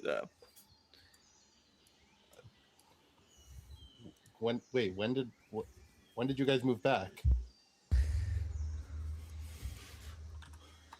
same time you move forward. When I move, you move. Just So, like that. Oh. I mean, so what? So if you're drifting towards it, do we go close to it? Do we spring the trap? What are we doing? Trap. I want to find out more about this because this is his family, Ragvar's family. do I necessarily feel that I'm magically drawn to it, or is it related to the curse I've taken on that is drawing me to this? Consciously, you're not even aware that you're making these movements. Okay, so it is It's just yeah. To you, it's like to you, it's no different than just sitting in a lake and the current just gradually pulling you one direction or another. If you're not paying attention, next thing you know, you're at the center of the lake and have no idea how you got there. You're falling asleep on your inflatable right now. stop it. That sounds amazing. Jasper, you see those items on this pedestal? I do. What if I shot one of them off? Yeah. I'm actually just seeing if I can do something about that. Yeah, no, I can't. Darn it. Spell preparation is key. I did not take telekinesis today. That's unfortunate. Well, I think we need to go forward, but this is obviously a trap. I don't know. Ira, This seems pretty interesting. I agree for a totally different reason. Fascinating to me. Ira, go ahead and give me another wisdom save. Should I keep going, Jasper? At Yeah, let's disadvantage go. again, or Let's move forward. Still with disadvantage. okay. So as you're stepping up there, 25. 25. All right. So you're kind of realizing that you're making these movements. You kind of manage to stop yourself and realize you're not thinking anything of it. Now, as you're walking up there a bit closer, Torrin, you can see that it's not just what's to you nonsensical, you know, hieroglyphs and everything like that, magic bindings. You can see what appears to be pictures almost depicting some kind of story wrapping around the different layers of the ziggurat. Oh, I got something in my eye. Ah. They're after me too. And what are you doing, Torrin? I was just kind of walking up here first. Just gonna get up here, just taking a look around, see what we're working with, waiting for if anybody else is coming, waiting for them to catch up. But if nobody else is moving, As you I'll make move your up way to the beside top Torrin. step, you can see the sarcophagus standing there. It's about 17 feet tall. The outline of the beam there is just massive. And as you look away towards one of the pedestals there with these items laying there. Now to your side, this helmet, the helmet itself is rather large. It's got handprint marking across it. Looks damaged. And then you hear from the sarcophagi, you hear a scratching sound coming from the other side of it. Torn idea. Torn idea. Torrin Cast idea. shatter on the sarcophagus. Yeah. I was just Cast gonna ask. shatter do on I- it. Oh yeah, I cast shatter on it. Give me an Arcana check. While he's doing that, I was gonna ask: do I recognize this axe as the axe that being was holding that took down the Stegosaurus earlier? Looking over at it as you step forward yourself, you look at the axe. Though damaged, it's identical. Looking at the sarcophagi, while there are certain changes to the creature itself, the armor that it's depicted in, with this bone bare helmet over the top face of the sarcophagi, the armor that it's depicted in is the same that that entity was wearing as well. And what was that Arcana check there? 5. 5. I need Ira and Torin to give me Constitution saves. Torin, what have you done? I said Torn idea. Yeah, you did. We both rolled an 18, so I got 19. 24. All right. What's your spell save on that shatter? Ooh. Where is it at? Well, I think it's going to be a 19. It's the pendant. So the pendant, I think it should be like a 17. Yeah, it's a 17 for the comet, so I'm guessing it's the same for the shatter. Okay. So you both make your save. Go ahead and roll the damage on that. Of course, I roll amazing. 21. 21. So you're both going to take that 10 points as the shatter comes down, hits the sarcophagi. You can see it. The whole thing shakes and reverberates before it seems to pulse back outwards and around it. And the shockwave of which tosses the both of you to the bottom of the steps there, which is going to mean another 13 bludgeon damage as Even you if are we were tossed off floating? the stairs. Even if we were flying, with, Even if say, you were the flying, corner? it's Damn it. knocking you right out of the air and tossing you to the I'll floor. reaction cast Featherfall. All right. Reaction cast that's- Featherfall will work in that case. Cool. So that was 13 points of damage? 13 the points fall? of bludgeon. Yikes. God damn it, Tor! Ah! What happened? I was looking at an accident. Next thing I know, I'm down here. Oh, hey, Jasper. It's another one Oh, of your. hello, your- Mark. Oh, hi, Mark. Hey, Josh. Oh, hi, Mark. Just falling through a ceiling. It's another one of your hallucinations, Ira. Don't worry about it. Oh, okay. Hey, Torin, what are you doing lying next to me? I'll immediately look up just to see if I can see that figure in the sky again. Give me another Arcana check All right. as you try to see if you can reattune your sight. 29. 29. You See him in his underwear. stare off there as sharply as you can till you finally get another glimpse of it.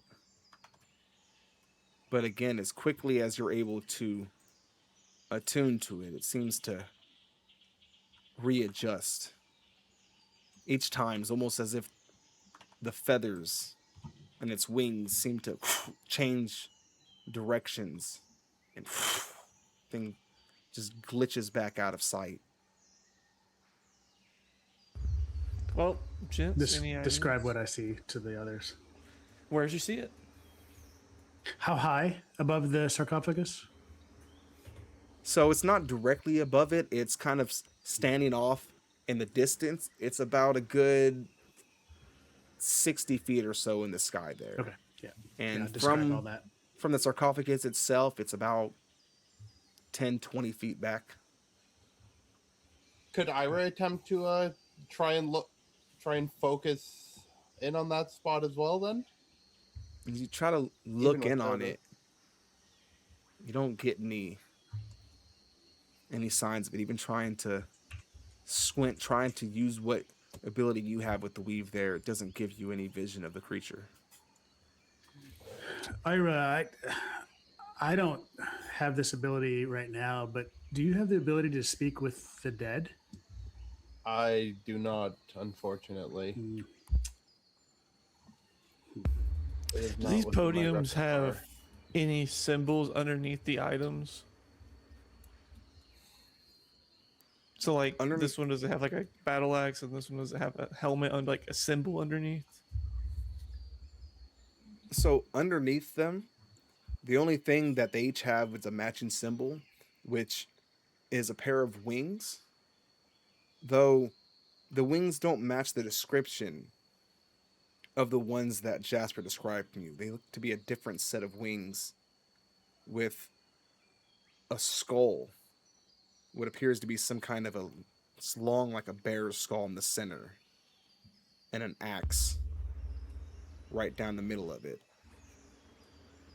And then beside which, an imprint of a large hand in the stone. However, come put your hand here. The bad one. Over here. Is that where I saw it? Or That wherever I saw the hand, I would say put your bad hand here. Ira will lift up their bad hand and attempt to put it in the hand. I'm gonna second wind while he does that. And as your hand is reaching towards it, the rotten one there begins to twitch. You see the sarcophagi start to tremble and shake, scratching ferociously from the inside. Your hand gets closer, closer, and stops. You can't seem to get it. Your fingers begin to twist back. The first one, the index, snaps and rolls all the way back until it touches the back of your hand. Oh my. Leper. I can make a new one. You're going to take 3 bludgeon damage from that. At seeing that, Ira will pull their arm away and be like, something doesn't seem right there. As you pull the hand back, it soothes, but then you look at the hand itself there. It's the right hand. The handprint is. And you can see, looking down at the other hand, you can see the hair around the knuckles start to darken. Give me a wisdom save. Yes, disadvantage. Okay, I'll just assume oh, come on. 12. You've got a killer save, man. The hand shakes up and starts pulling towards it there. You can resist it if you want. I will attempt to resist. Give me a constitution save. Yep, saw that one coming. 14. 14. It pulls in. At this point, this current has changed to a towing cable around your wrist, reeling you in. At this point, your legs, each of them, are pressing off on either side of his handprint. Again, the handprint itself, from your legs, it's basically from one foot to the other foot, feeling the whole space in between. And then finally, as you can't give any more, apparently someone has not been doing their leg presses. It pulls you in, your hand makes contact with the sarcophagi. Starts to shake violently. You get a flash of something. You're in a very different world. From where you stand out in this field, look around, you can recognize certain landmarks. The mountains in the distance. A similar city not far off to the west.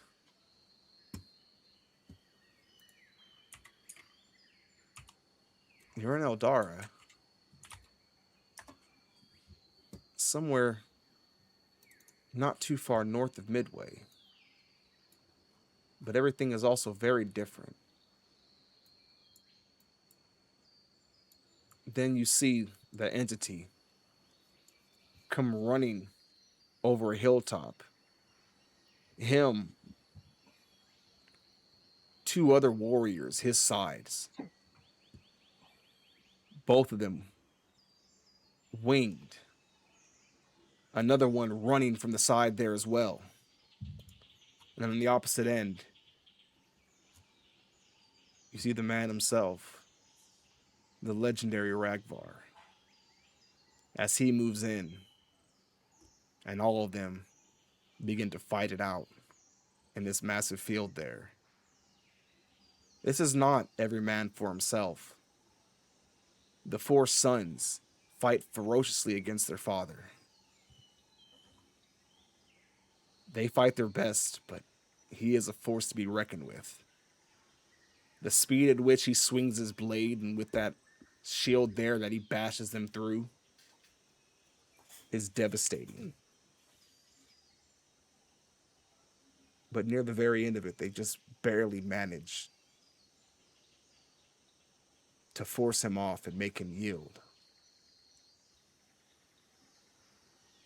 Everything shifts again, like clouds breaking up. Now, you're on a massive airship, the likes of which you've never seen. This construction is strange, downright otherworldly. You're making your way far west. You can see the peak of a mountain. And as you get in closer there, you can see at the very head of the ship,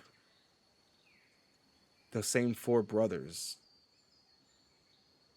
They raise their weapons up, chanting something as that mountain peak begins to crumble, falls in on itself, and smoke begins to billow out and fill the sky as the mountain unleashes a vicious volcano eruption.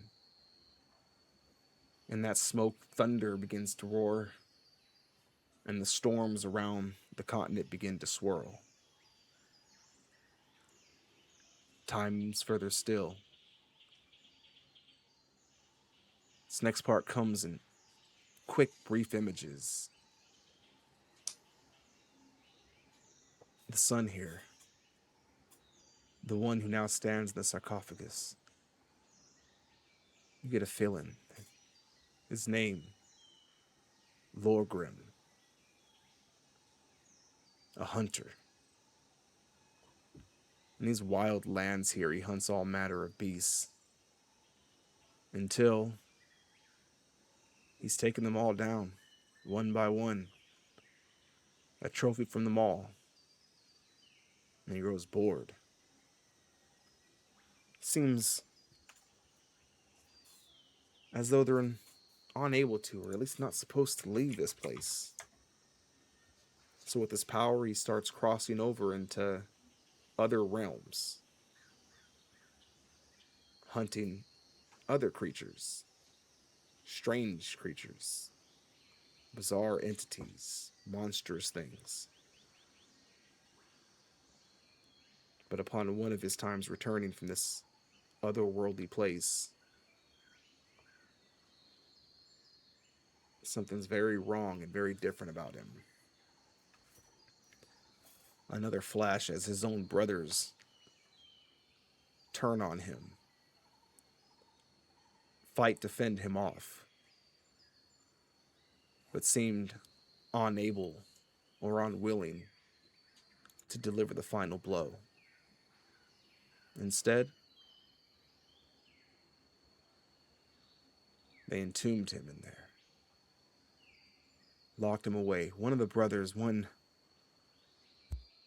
seemed to possess some power over life or death, took all he could out of the brother Lorgrim as they locked him away in this sarcophagus. The inside of it, all matter of inscriptions. But just as it was closing, you can see this feeble, mummified remains of that once great hunter and warrior rip a coined necklace from his neck, whisper something into it, and toss it, for it snapped out of reality and traveled through the many realms until it eventually found you, Ira.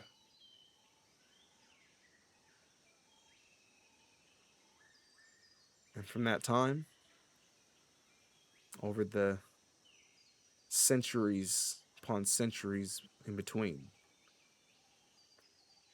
what remains of Lorgrim, son of Ragvar Redshield, has stood here at the top of the ziggurat.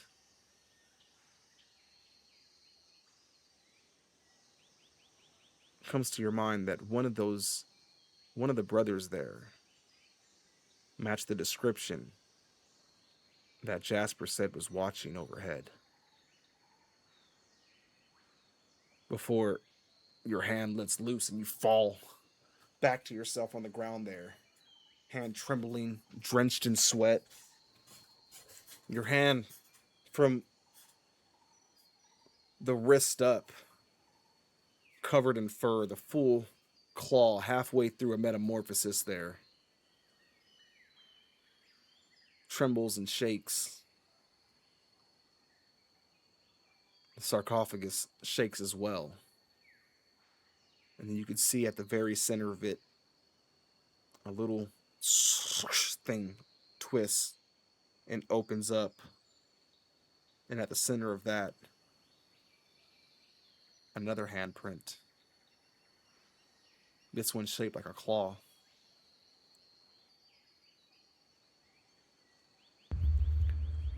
Full y'all beast mode.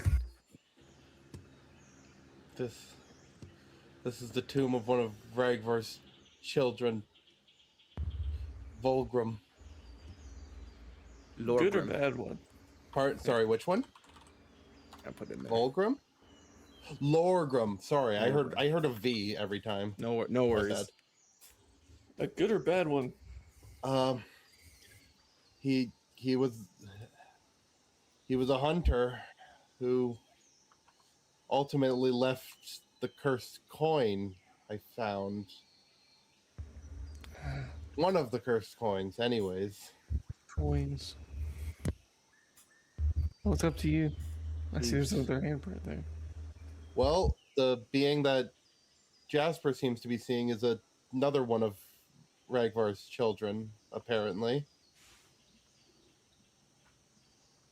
Do we still hear scratching, or did Ira is the only one that heard the scratches? You all are still seeing this thing tremble. You still hear the scratching. Ira's the only one, though, who's hearing whispers now coming from inside of it. Whispers seem to be 3 voices talking at once. One of them says, "Help me." The other one, "Release me." And the last one, "Hunt them."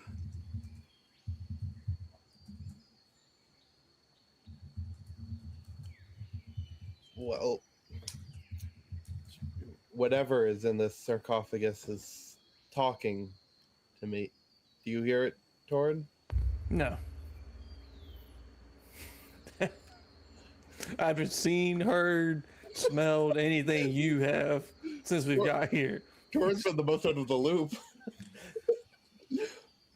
I just saw your fingers curl backwards there for a second, so. What the heck? That's my fault. Oh. Look, Press the wrong okay. thing. The whole world is moving, y'all. Okay. Yeah, I was like, wait, what? Did Ira just unintentionally move to go open it? It looks like your hand is healthier than what it was. Can't argue with you there. That's one way to put it. Hey, Jasper, he's got a bare hand now. Is this a? He asked kind of asked the question, but I don't know if we got a really good answer. Is this a good son or a bad son? I Based on the voices I'm hearing, I'm still not even sure. One pleading for help, one pleading to hunt. And sorry, what was the third one, Risen? There was help me, hunt them, and I Release. forget. Release me. Yeah. And one asking to be released.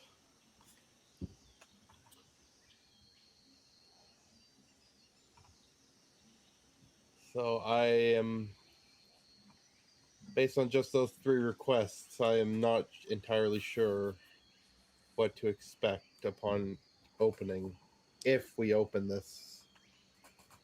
So what information can we get from the sun? Well, based on what I saw, he was a hunter who eventually grew bored after hunting all the beasts of the land, went to other dimensions to hunt them, and one day came back different, where their three siblings sealed them in the sarcophagus, essentially. So probably bad, Most likely bad, yes. but we tend to let bad things out often. So Is that all you saw? My memory is so bad, I'm sorry. This is just me as a person. My short-term memory is horrible. I'm sorry. So, yeah, because from what I remember, we started just north of Midway watching Ragvar fight his sons. Then there were the sons on the flying ship heading west, where they held up four great weapons, causing the mountain to implode on itself and bellow out the storm that surrounded the continent. Then we followed Lorgrim in his hunts, essentially, throughout the land, and then multiple dimensions where eventually he changed. Am I missing anything there, Risen, with that so far? That's Just the pretty coin much necklace. what you got. so Oh yeah, Right, and then he dropped the coin him. necklace at the end, right as he was being sealed and mummified in this sarcophagus. well, one or two options here, and it's going to be me being blunt. Your hand obviously changed from Yes. touching it the first time, which means it is very well possible that that thing is the cause of your hand, or the reason your hand's like that. So we can either continue or walk away. Something else I'd like to point out is from the little description you gave us, that mountain that erupted into a volcano could very well be the mountain where the Soulforged army is locked away. Isn't there a volcano on this island too? Yeah, because I thought what Iris saw was the mountain collapsing on itself, plumes of smoke coming out and almost creating the storm that is protecting Cretvyrn. Yeah. So too. what you guys already know is that the resting place of the Soulforged Mountain is somewhere in the I thought it was Calrathia. the eastern southern mountain range in Calrathia, kind of Hogger somewhere Mountains, on the right? borders there. What's that? The Hogger Mountains, or Yeah, the Hogger Mountains. okay. Yeah. Since on the map, Calrathia is in the west, to the west of Eldara, I just assumed when they went west, I would assume that they were going there. Well, Oh, no, that Calrathia might- is like that might have just been- northwest, and then Cretvyrn southwest. Okay. Yeah, that might have just been me not being clear enough at Gotcha. it. So when he saw that, that was them essentially as they made their way to Cretvyrn. They essentially did cast some spell that both turned the highest mountain here into a volcano, and it also created the storm that surrounds the continent here that keeps others out. This is a really bad idea, but if this is the only way to lift your curse, This is the voice that is. Do I recognize these voices as the ones that have been calling out to me since we've landed here, essentially? The voices all sound different. The one saying "help me" is almost that of a young man. This "help me." The one saying "release me" is that of an older man, stronger, but still seemingly cornered. Release me. And then the other one is something far more bestial. Hunt them.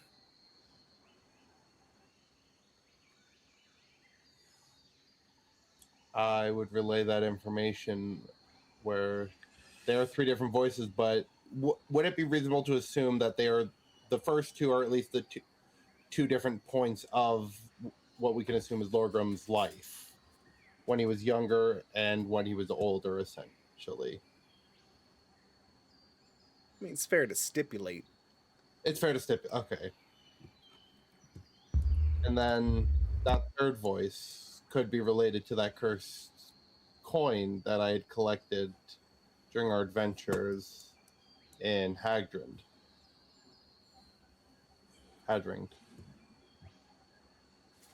That led to my first transformation. All seems reasonable to me. Sounds like we're dealing with the father, the son, and the fucking beast. And the Holy Ghost and Space Ghost. Well, there appears to be a holy ghost according to Jasper's description. Yeah. Oh. But Ira, you didn't recognize these ruins at all, so maybe this is a red herring, but I still think this is important to us. It's definitely important when it comes, because it's one of the children of Ragvar, at least. This thing was drawing you towards it. Yes. I felt compelled to come here. It's like you've been acting weird ever since we got on this island. I wonder if this curse may be tied to the four siblings, to the four children.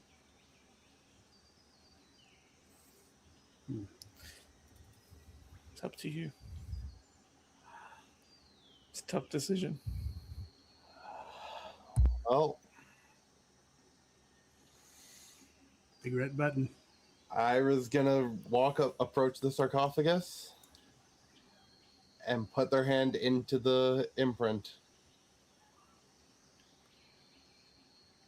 As soon as you do, the two sections that folded out close back in around your wrist there. You can feel your arm almost as if your life force is being drained out of you. The whole thing starts to tremble. It shakes. You can see the armor on this thing start to separate at the seams, almost as if the sarcophagi itself is coming to life, only it doesn't turn to flesh. It reaches over, grabs hold on either side, and opens itself up almost like it's ripping open its own rib cage. Out of the center of it, as your arm is released, you stumble back. Again, drenched in sweat, panting, feeling just absolutely drained. Very tall, slender man, wrapped from head to toe in bandages, drops out of the sarcophagus. He trembles and shakes, looks up towards you all. His lips all but gone as they're cracked and dry. He breathes and dust almost seems to come from his lungs. Thank you.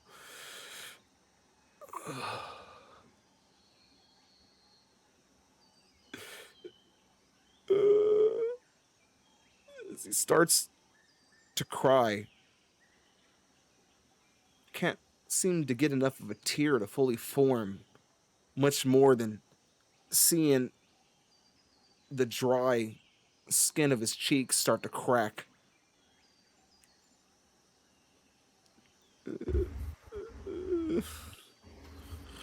I pull Ira behind me. Alrighty then. The whole place begins to tremble. You can see those spikes begin to glow with all the etchings as it all seems to bleed running into the dirt there. The whole place begins to pour down with water. But not water. Not really. It's... it takes a second, a couple of drops before you can see. Blood begins to rain down. The whole floor begins to tremble. You can see something moving under the bones that fill the area there. And as this man begins to rise back to his feet, going from slender, you can see his arms begin to expand, almost absorbing every drop of blood that rains down upon his back there. Mounds begin to rise up from the floor all across the area here. And as he takes that true bestial form of his, not only does he rise, but from the dirt behind him, more of these creatures rise up out of the floor. Where's Finbar when you need him?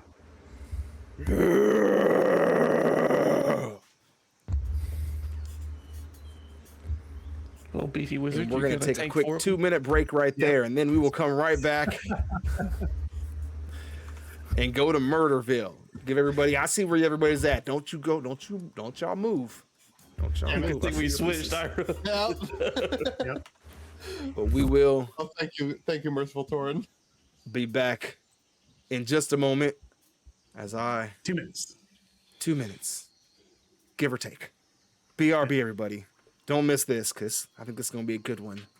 We might actually lose somebody tonight, y'all. I'm sorry. I didn't say that. I didn't Death number that. 3 for me. All right. BRB, everybody.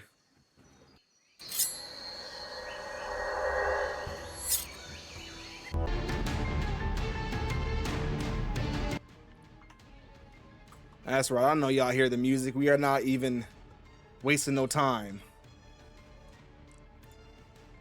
We're going to hop right into this. Everything is set up. Beasts have risen from the bones. A massive anthropomorphic barbarian type creature has come out of this sarcophagus. Y'all know what to do. Let's see those initiatives. Hold on, let me. All right, now rolling.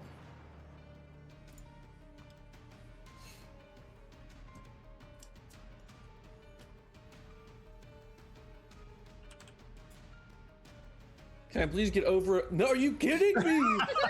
What is this? Torin has become. I'm concerned that as I'm looking, I can see Ira already in the red. As things are even starting off here. It's not concerning at all. Not concerning at all. What are you talking about? But Jasper, you are up first. Oh, really? Oh, okay. Shucks. Didn't plan on going first.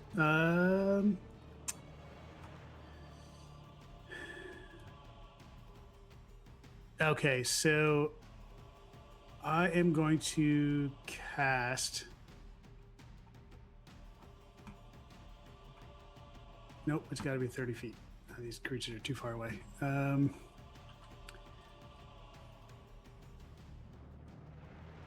First, where is Aelor Varn? Aelor Varn, looking around the area here, he is hiding off right around here. Kind of dipped down, hiding in a little crack by the stairs there. Quick glance to the sky. Do I see this gigantic creature in the sky at all? The other brother? Looking up there now, you can see he seems to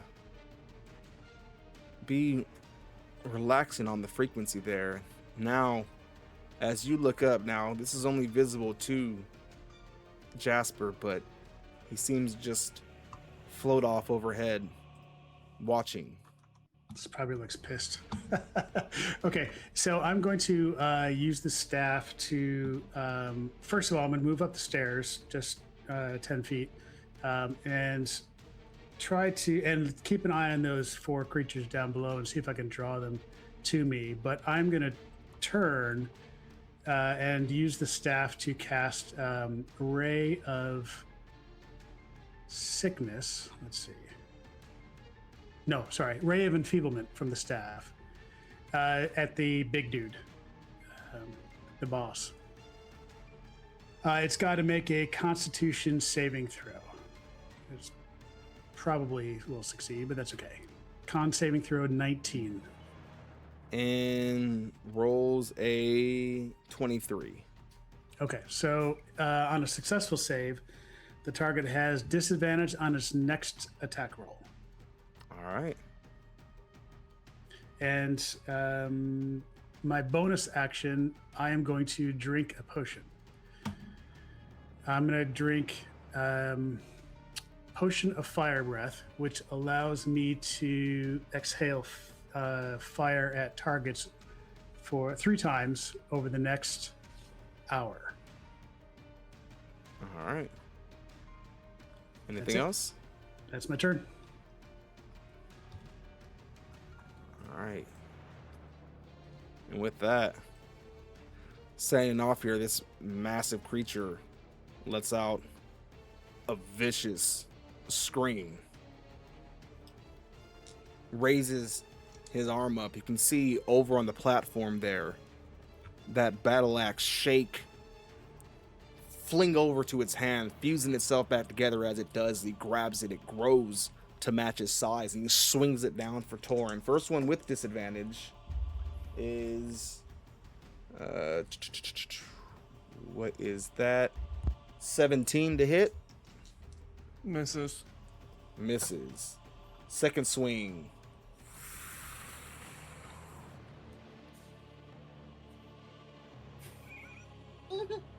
Torn.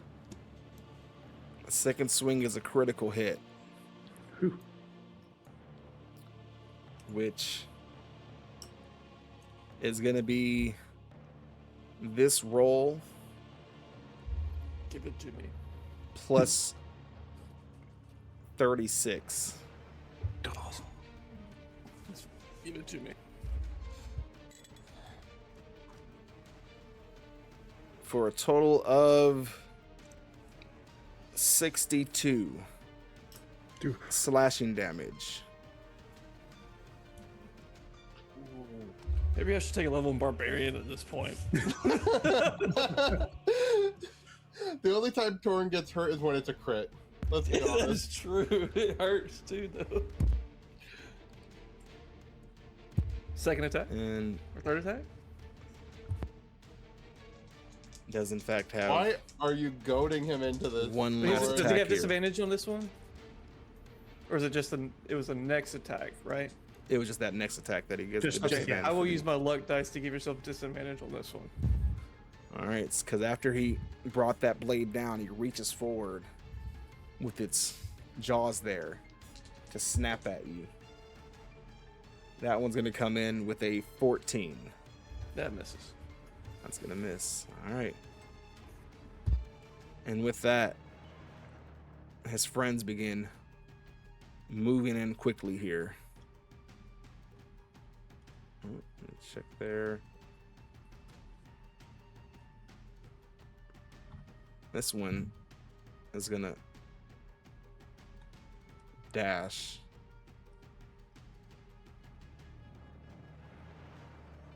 And up the stairs there.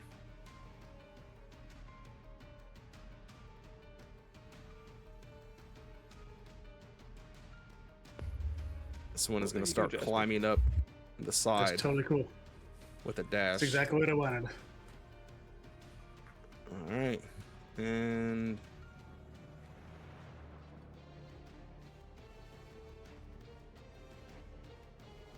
all right.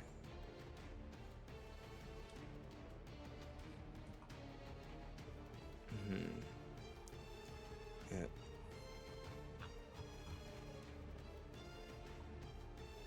Yeah. Since I'm gonna actually get close enough to you no matter what I do. That's gonna end their turn and bring us to Torin. Okay. Bear with me. First off, I'm gonna cast Firestorm. And it's 10 10-foot cubes. So we're looking at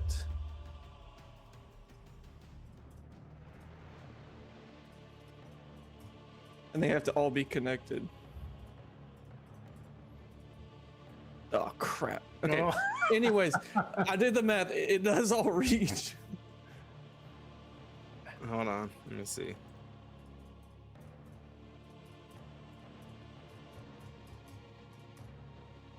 I can't get lowered. There we go.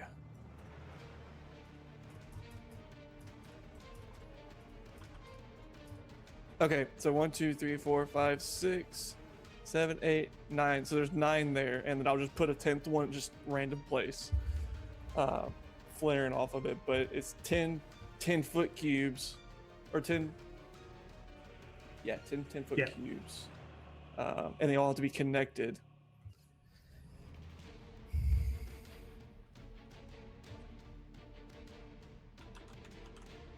See, I think the measurement tool and the squares are a little off.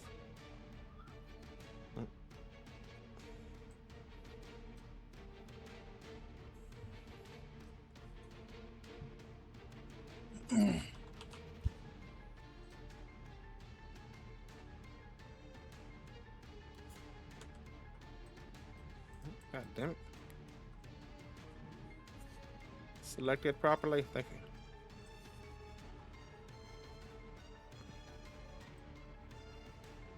Ten 10-foot cubes. Yeah, and in this sort of design here should hit all of them.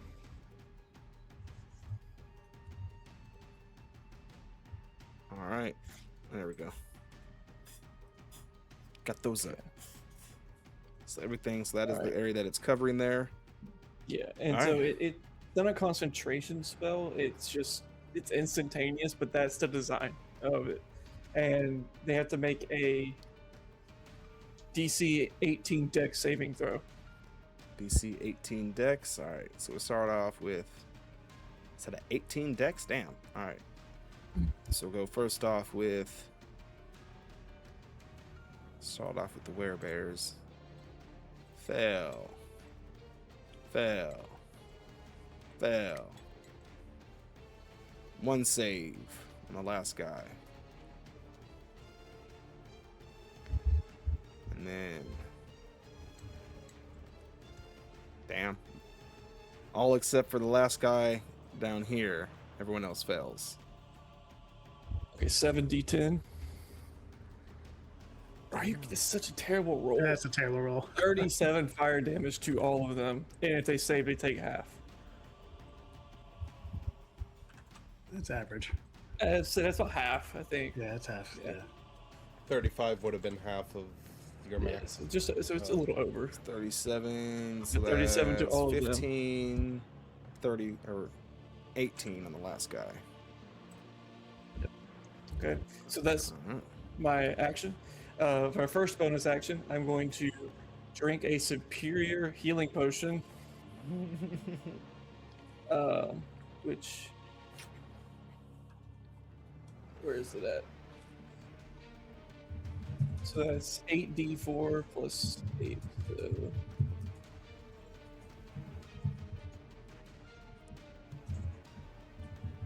So 29 points of healing. For my second bonus action, I'm going to use Second Wind.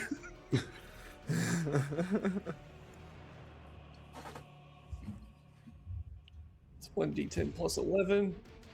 So 15 points. Action Surge. And I'm going to use... Actually, I can't. So I'm going to take a shot at the big guy right in front of me. All right. I know you have the feet, so natural- it's not going to be a disadvantage. Damn. Bro, I'm being nerfed. Okay. Again. 19 to hit. 19 hits. Cool. So since it hit, I'm gonna make this a menacing attack.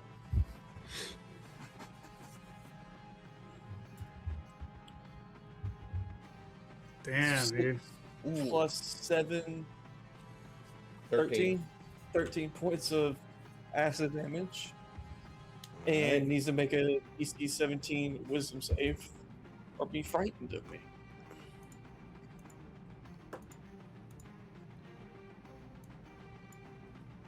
That is. Can I tell where the fucking dot is?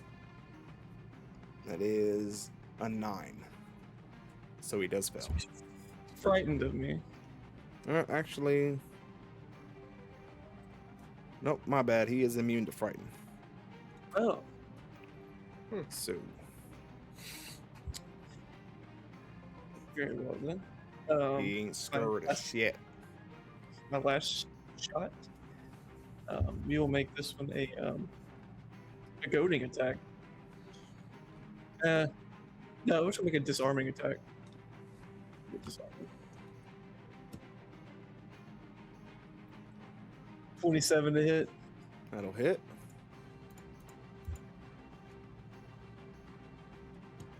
$17 points of acid damage, and needs to make a DC 17 strength save,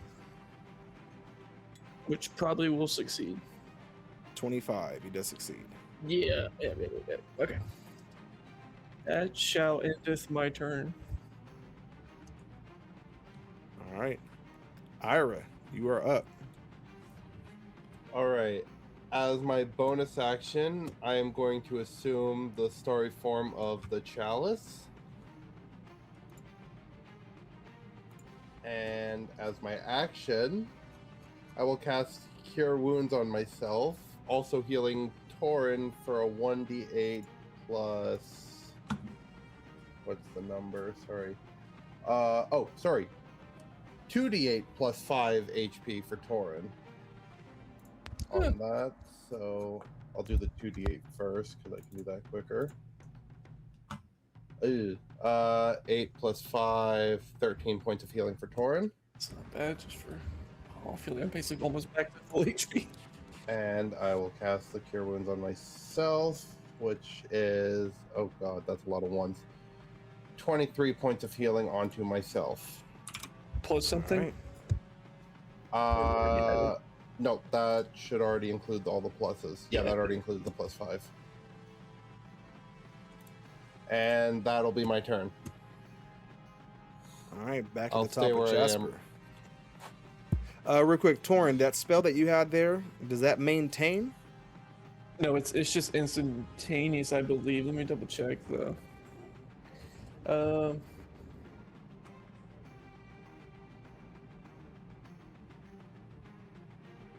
Yeah, no, it just says instantaneous. Duration is instantaneous, and anything that's not being worn or carried, it starts burning. All right, back at the top with Torin. I'm sorry, with Jasper. All over the place, y'all. Got it. So I'm going to. Am I muted? No. Okay. I'm going to. I was going to do something AOE, but instead I'm just going to cast a 5th level chromatic orb. Okay. Acid.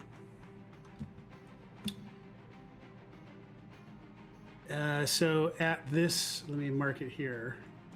This creature there. That way, if it does bounce, the 30-foot, everything is within 30 feet of that, so it can bounce from that one. So I need to make a attack roll on it. Ooh, I rolled really high, 32 to hit. The chromatic orb. That is going to hit. Okay, acid damage. Just barely. Yeah, kind of low. 26 points of damage. And one more time, who was that on? That was on the one standing alone off to the side there. Okay. Who is that? That's So I rolled 2 1s, so it does get to bounce. So I'm going to have it bounce down to this one to the south, the one that saved previously. All right. That would be rolled low, 17 to hit. 17 to hit on them does hit. Okay. That one also takes 44 points of acid damage. God damn. And I rolled I'm gonna two roll low on eights that. on that. Yeah, rolled 2 8s on that one. So it bounces again to the one to his left. And that would be a 28 to hit. I'll just roll damage. Hit. That's 32 acid damage to that one. And I rolled 2 8s on that, so it bounces again to the one to his north. Chromatic orb is fucking crazy. This is disgusting. And I rolled a 26 to hit on that, so this is more acid damage. 32 acid damage to that one. And then lastly, one move, since you have bloodied up everybody here. good, since the main dude was within 30 feet of the target, I'm gonna shoot that guy for a 26 to hit as well, and that's 27 points of acid damage. Damn. And that's a 5th level chromatic orb.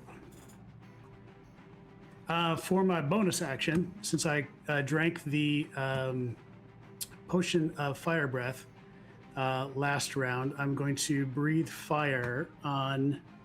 I can't see. Oh, they're all bloodied. Okay. So I'm going to breathe fire on the one directly to the south of me at the base. It needs to make a dexterity saving throw. DC's pretty low, DC 13. DC 13 dexterity. Yeah. And it'll take this unless it's halved. So 18 if it fails, or 9 if it succeeds. With the DC 4, 13 failed the hell dex. out of that. All right, 18 damage taken. Yep, fire. Damn. And I'm going to heft my shield and say, all right, come on.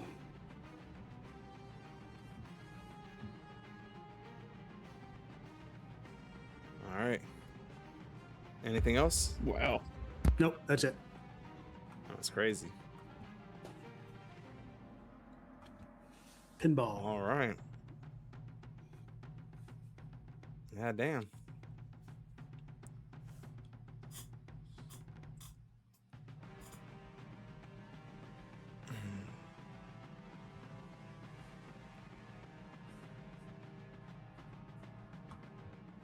So what's gonna lean in and go for a bite at Torin?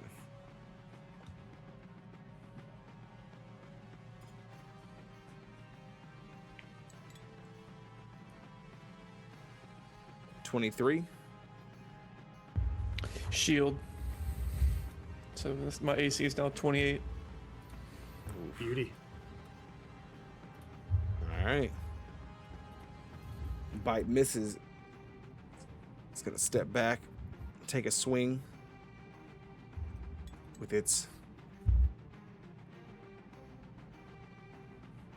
28. Just hits. It's gonna be 30, which I forgot he actually does have a. Never mind about that. 30 He got points of switches damage. from- and follow that up with a claw attack. 26. That misses. That misses. All right. And with 30 that, points of slashing. he's going to roar. And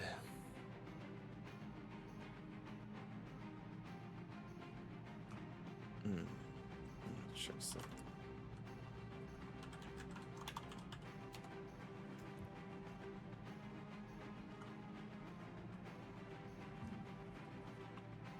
I don't think so. Okay.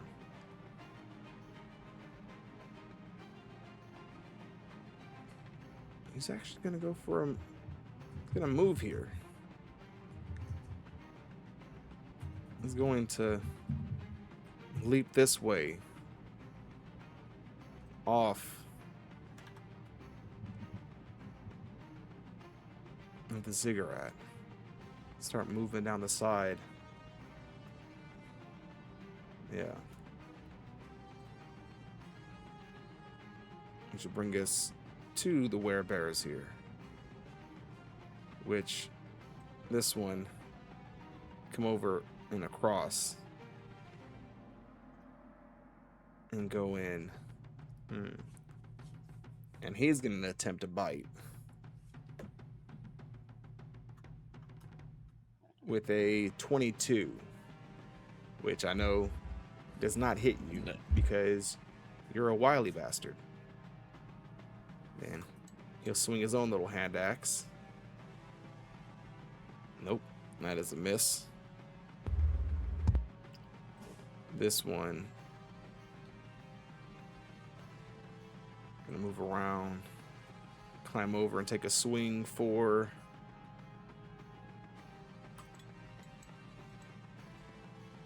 it's going for Ira. 26 to hit Ira. Just maybe. I'll allow it. All right. So first off, gonna take 10 piercing damage. Give me a Constitution saving throw at disadvantage. Okay, there's a 13. Oh, well, that one technically already fails. And so at 13. 13. The Okay. clawed hand trembles a bit, and you can see it starts spreading up and across your chest there. Lovely. And you find yourself restrained as the whole body tenses up, trying to overtake you. The other two at the bottom here, he withdraws his attack actually and takes his last one, that axe swing. Fucking 13 is not going to hit Torin. The last two down here going just swinging ferociously. I know at disadvantage for Jasper. So a 19 and a 10. So the 10 is going to miss. The other one moves in. Goes as well. 22 and a 21. Does 21 hit? Me? No. Yeah. Nope. Damn, y'all are fucking tanks. All Yep. right. Thank you, wizard. Torin, you're up.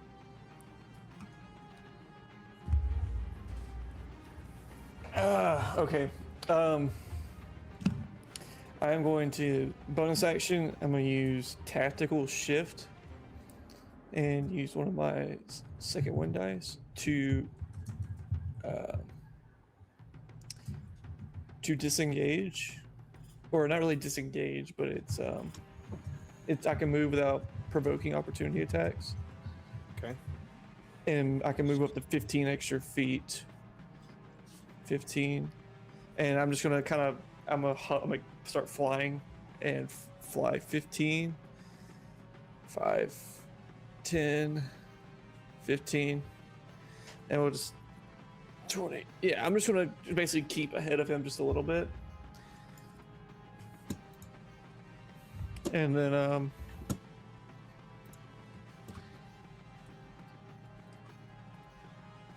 yeah, and then I'm gonna take my first shot,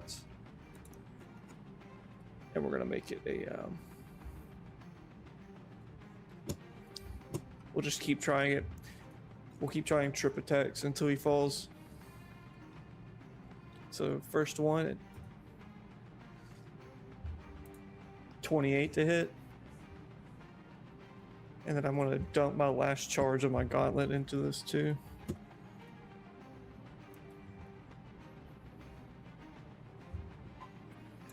So that is 20 points of acid damage. 20 points of acid damage. All right. And let's make a DC 17 strength save.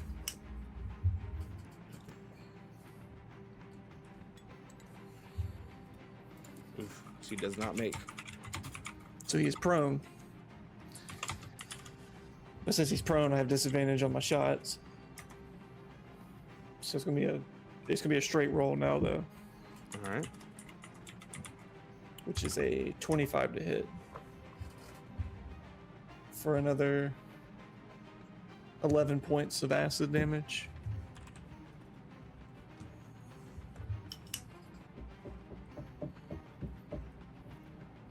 All right. And then the last shot again will be on him. Straight roll. Oh. 32 to hit. Damn. That hits. Ooh. For 16 points of acid damage.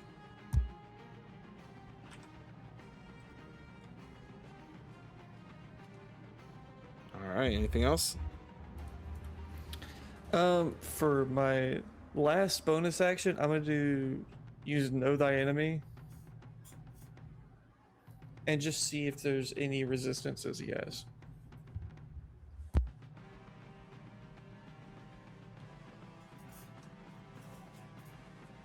Checking for resistances. Yes.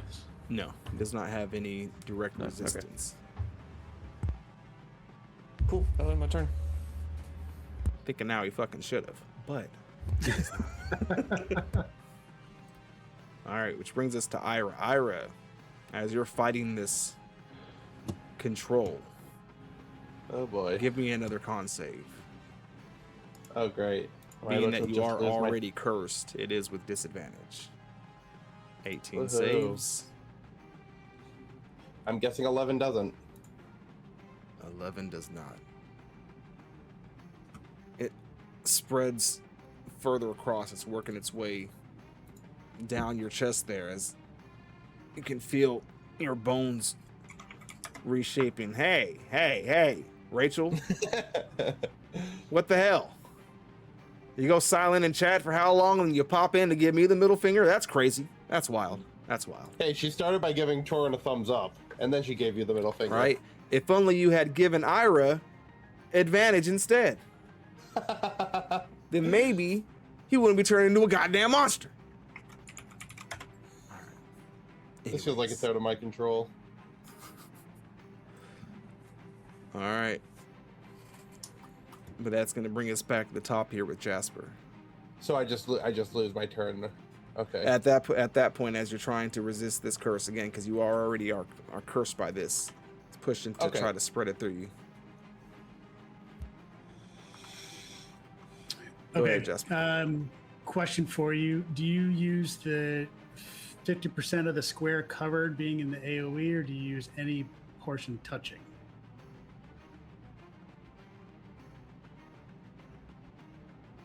Percent of the cover. Say that again. So DMG lets you, or is typically says 50% for non-Euclidean graph work, says Yeah. if 50% of the AOE covers a square, that square is affected. But I don't know if you use Euclidean or the Euclidean. Sorry. Yeah. I just keep it simple by saying if it touches, if it's within that range there, then I allow it. That's my personal thing. Okay. You know. That just, yeah, I was just trying to figure out whether to cast Cone of Cold or Lightning Bolt. So. Oh, you're talking I'm about going like that bear that's up top there. Yeah, Yeah. as far as I'm concerned, even though because of the way it fits in there, he's covering. That's still his space. So as long as it's Yeah. in his space, then it counts. Yeah, what I was thinking is if I cast Cone of Cold like this direction, it's touching, but not over 50% of both Ira and Torin. Just hit me. Yeah, it's all right. So I'm Stop going trying to hit me and hit me. Yeah. I'm going to incur an opportunity attack if they choose to take it and try to hop over the ledge here and get to down So that this first side. one is gonna take it, but with that motherfucking 14 is not gonna hit. Okay. And then just lightning bolt from this edge of the corner. Not that one. I'm trying to do a line. Sorry. I'm just going to cast lightning bolt from this staff straight through 120 feet. So they need to make a Dex 19 saving throw. All right, and that's going to be for these three right here. All right.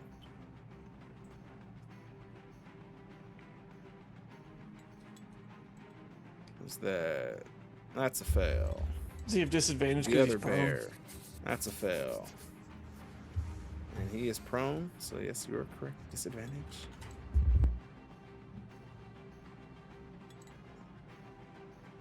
That's a fail. Average roll, I think it was 30. Nope, my rolls are not showing up now. Was it 33 points of damage? 33 points of damage. You want to describe that hit? Is it on the big dude or the little dudes? On the big dude. Oh.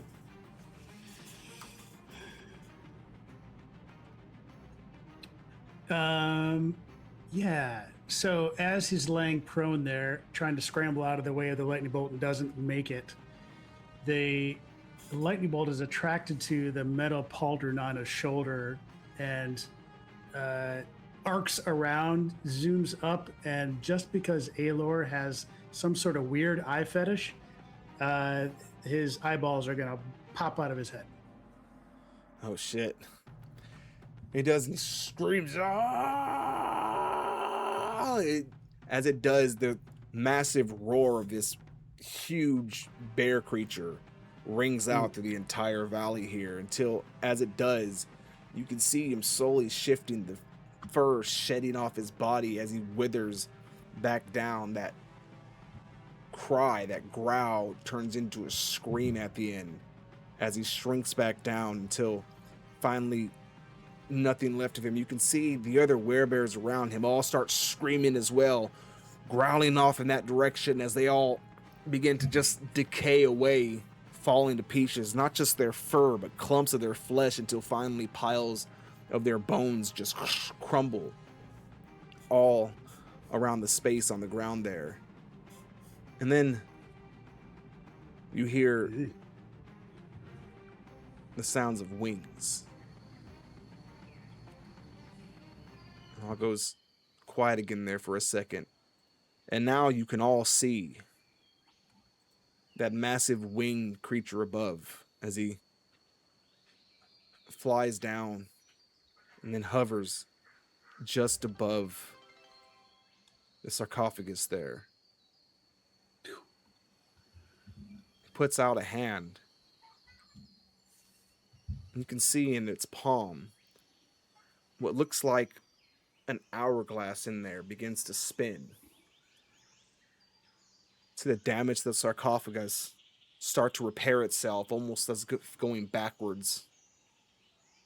The body of Lorgrim doesn't heal in any way. It doesn't change, but it still moves the skeletons all backwards until it pulls back. You can see his arms fold over as he pulls back into the sarcophagus, and it slams shut over him.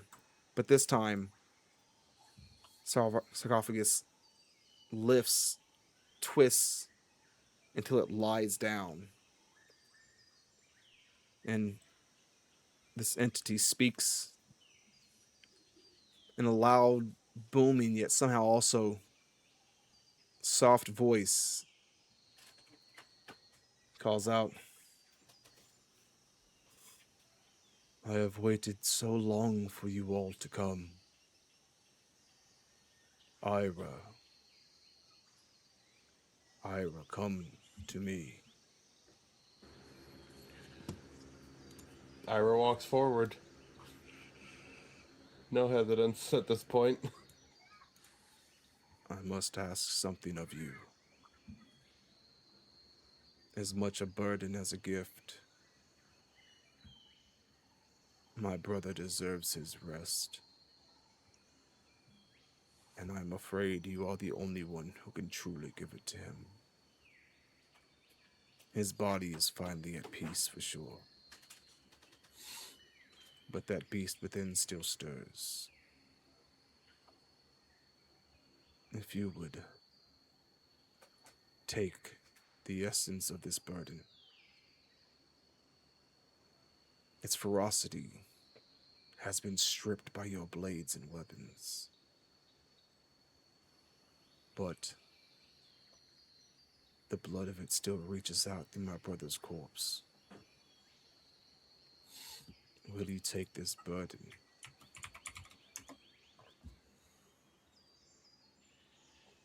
I will not force it upon you. There are many other matters to attend to. We have waited for you all for so long. I have watched time and time again your arrival. Through the ages, I have spotted it. And now that it has finally come, if not for my brother's current state of being, I would have met you on the very shores, but this part was necessary so that he might find slumber. If you refuse it, I bear you no ill.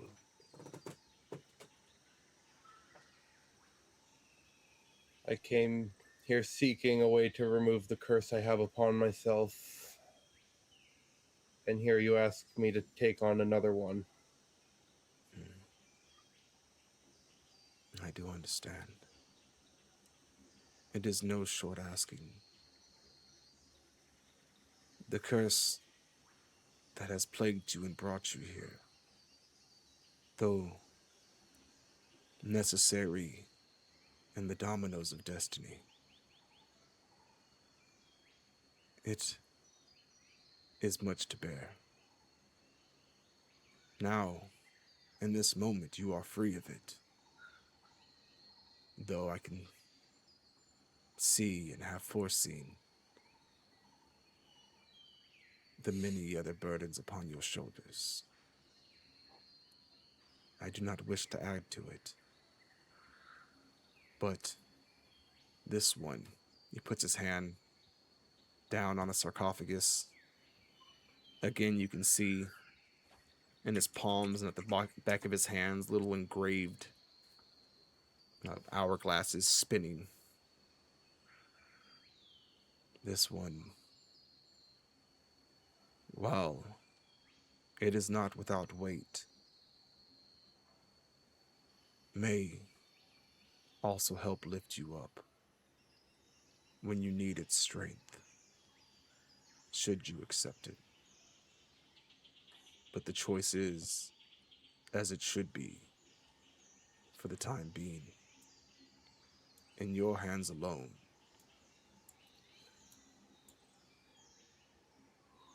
Ooh. So, sorry, so you're saying my arm has returned to normal then, or? Your withered hand is something entirely separate. But the Okay, hand that was turning the bareness of it all has reverted back to its normal self.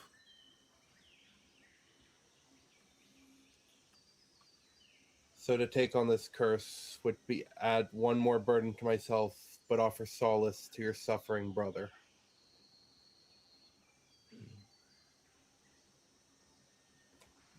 The curse itself overtook my brother not simply because it is what it was, but because of his natural bloodlust. He was a hunter. He loved nothing else.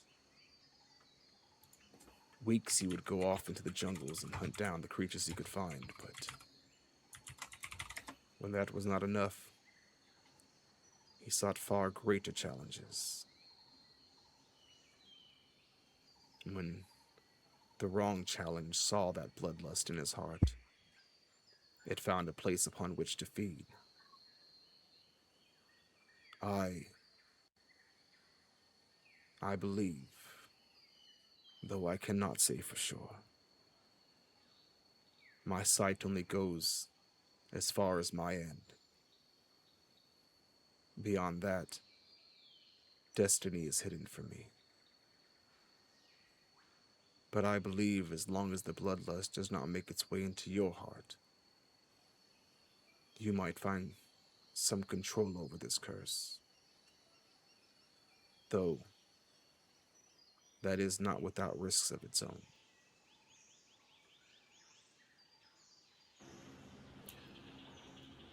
I turn to look back at Torin and Jasper.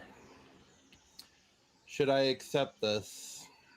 Can I trust that if anything goes wrong, that you two could put an end to me?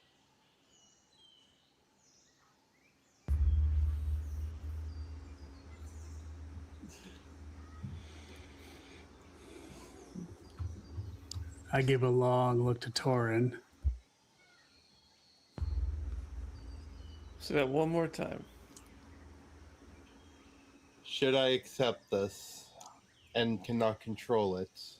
Can I trust you two to put an end to me?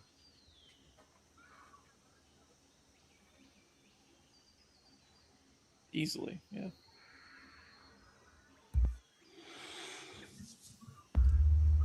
You can't trust me to bring your end, but you can trust me to try to find a way to break this curse. That is what we do. He had a better answer.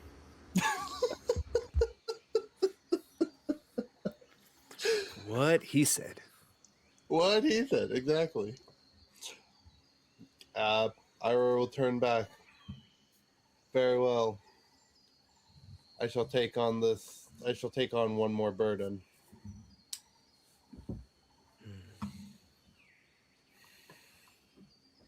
Ira the courageous. He reaches down and puts one hand on the sarcophagus, the other places against your chest there. The hand itself almost as large as your own torso, and you could feel every part of your body tense up again.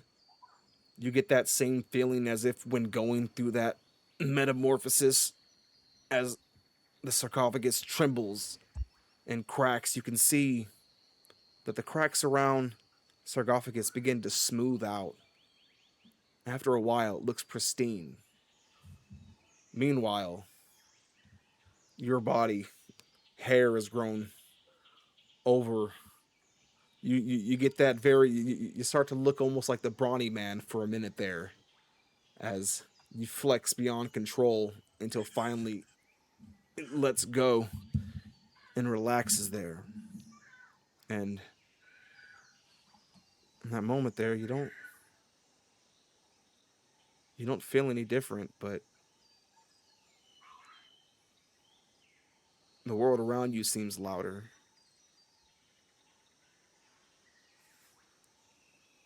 In that immediate moment, and we'll figure out how to get it applied to your thing there and all that stuff like that. But you're going to get advantage on perception and survival checks. And I got to figure out the exact wording, but within a certain limit, you're going to gain the ability to transform into a werebear at will. And with that, he pulls his arm away and he flies up overhead and then turns and speaks to all of you. It is with both some relief and also much sadness that my brother is gone. We could not do it ourselves. To slay him would have been to slay ourselves in some sense. But our gratefulness to you all is immense. We have waited so long for you. And we still wait in our true forms. Meet us. Come meet us within our sanctum. Make your way up our volcano, and you will find us. But do be cautious. The area around has grown rather wicked as of late. And should you find your friend, tell him to try thinking with his head along the way and not his stomach. Spreads his wings. What's your name? Before he departs.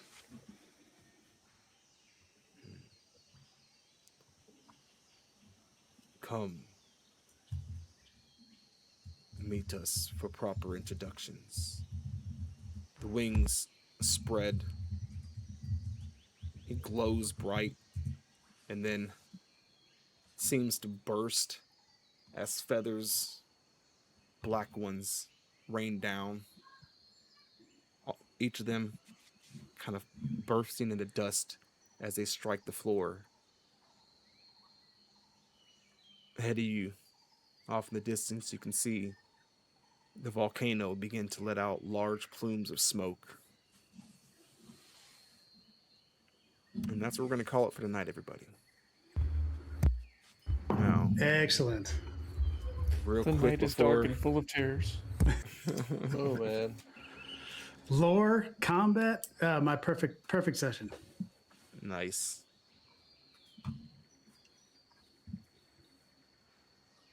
Now it's time for Jasper to get hit with the "I am your father" front Ragbarker in.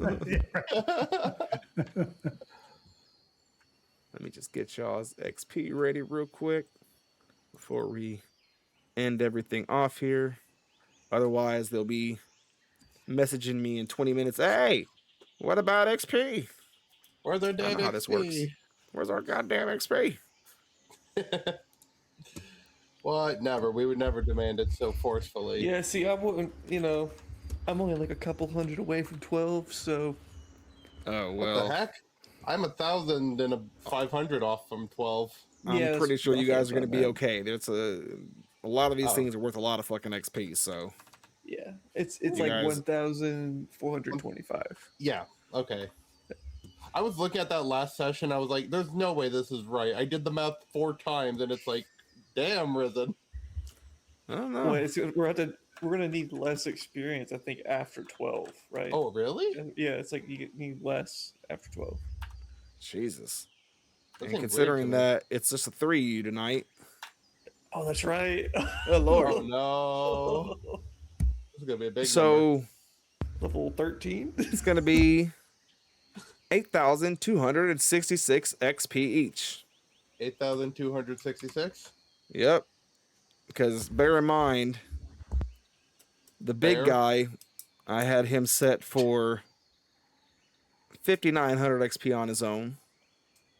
The werebears about 1,800 apiece, and then T-Rexes are about 3,900 each. So, Jesus. that's all right. Good luck along the way to the fucking mountain, y'all. Jesus. I don't need a fire, so volcano's not gonna bother me. Oh yeah, because it's always that simple, isn't it? Yeah. You know, Oh, we need to jump in the lava? you wish, buddy. All right, but yeah, that is it for tonight. I promised my wife a date night, and we already ran over, and I don't want to get in trouble nor beaten. She beats me, y'all. That's the truth. She beats me viciously. Where do you think the werebear was based off of? Jesus. That's a joke. That's a joke. You're asking It's a joke. for a fight. It's a joke. She doesn't really beat me. She doesn't really beat me, y'all. In game, guys. In game. What's the sign? Someone tell me the domestic violence sign. It's something like that. Some shit. That's Oh, it. boy. That's it. All right.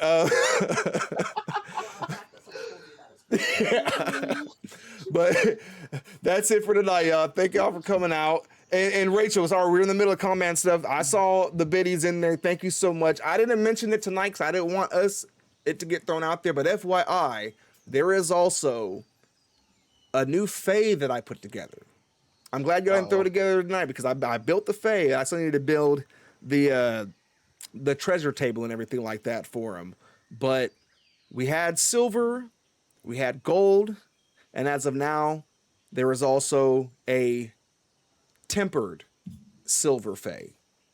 So that one is in there. FYI. The silver fey is gone.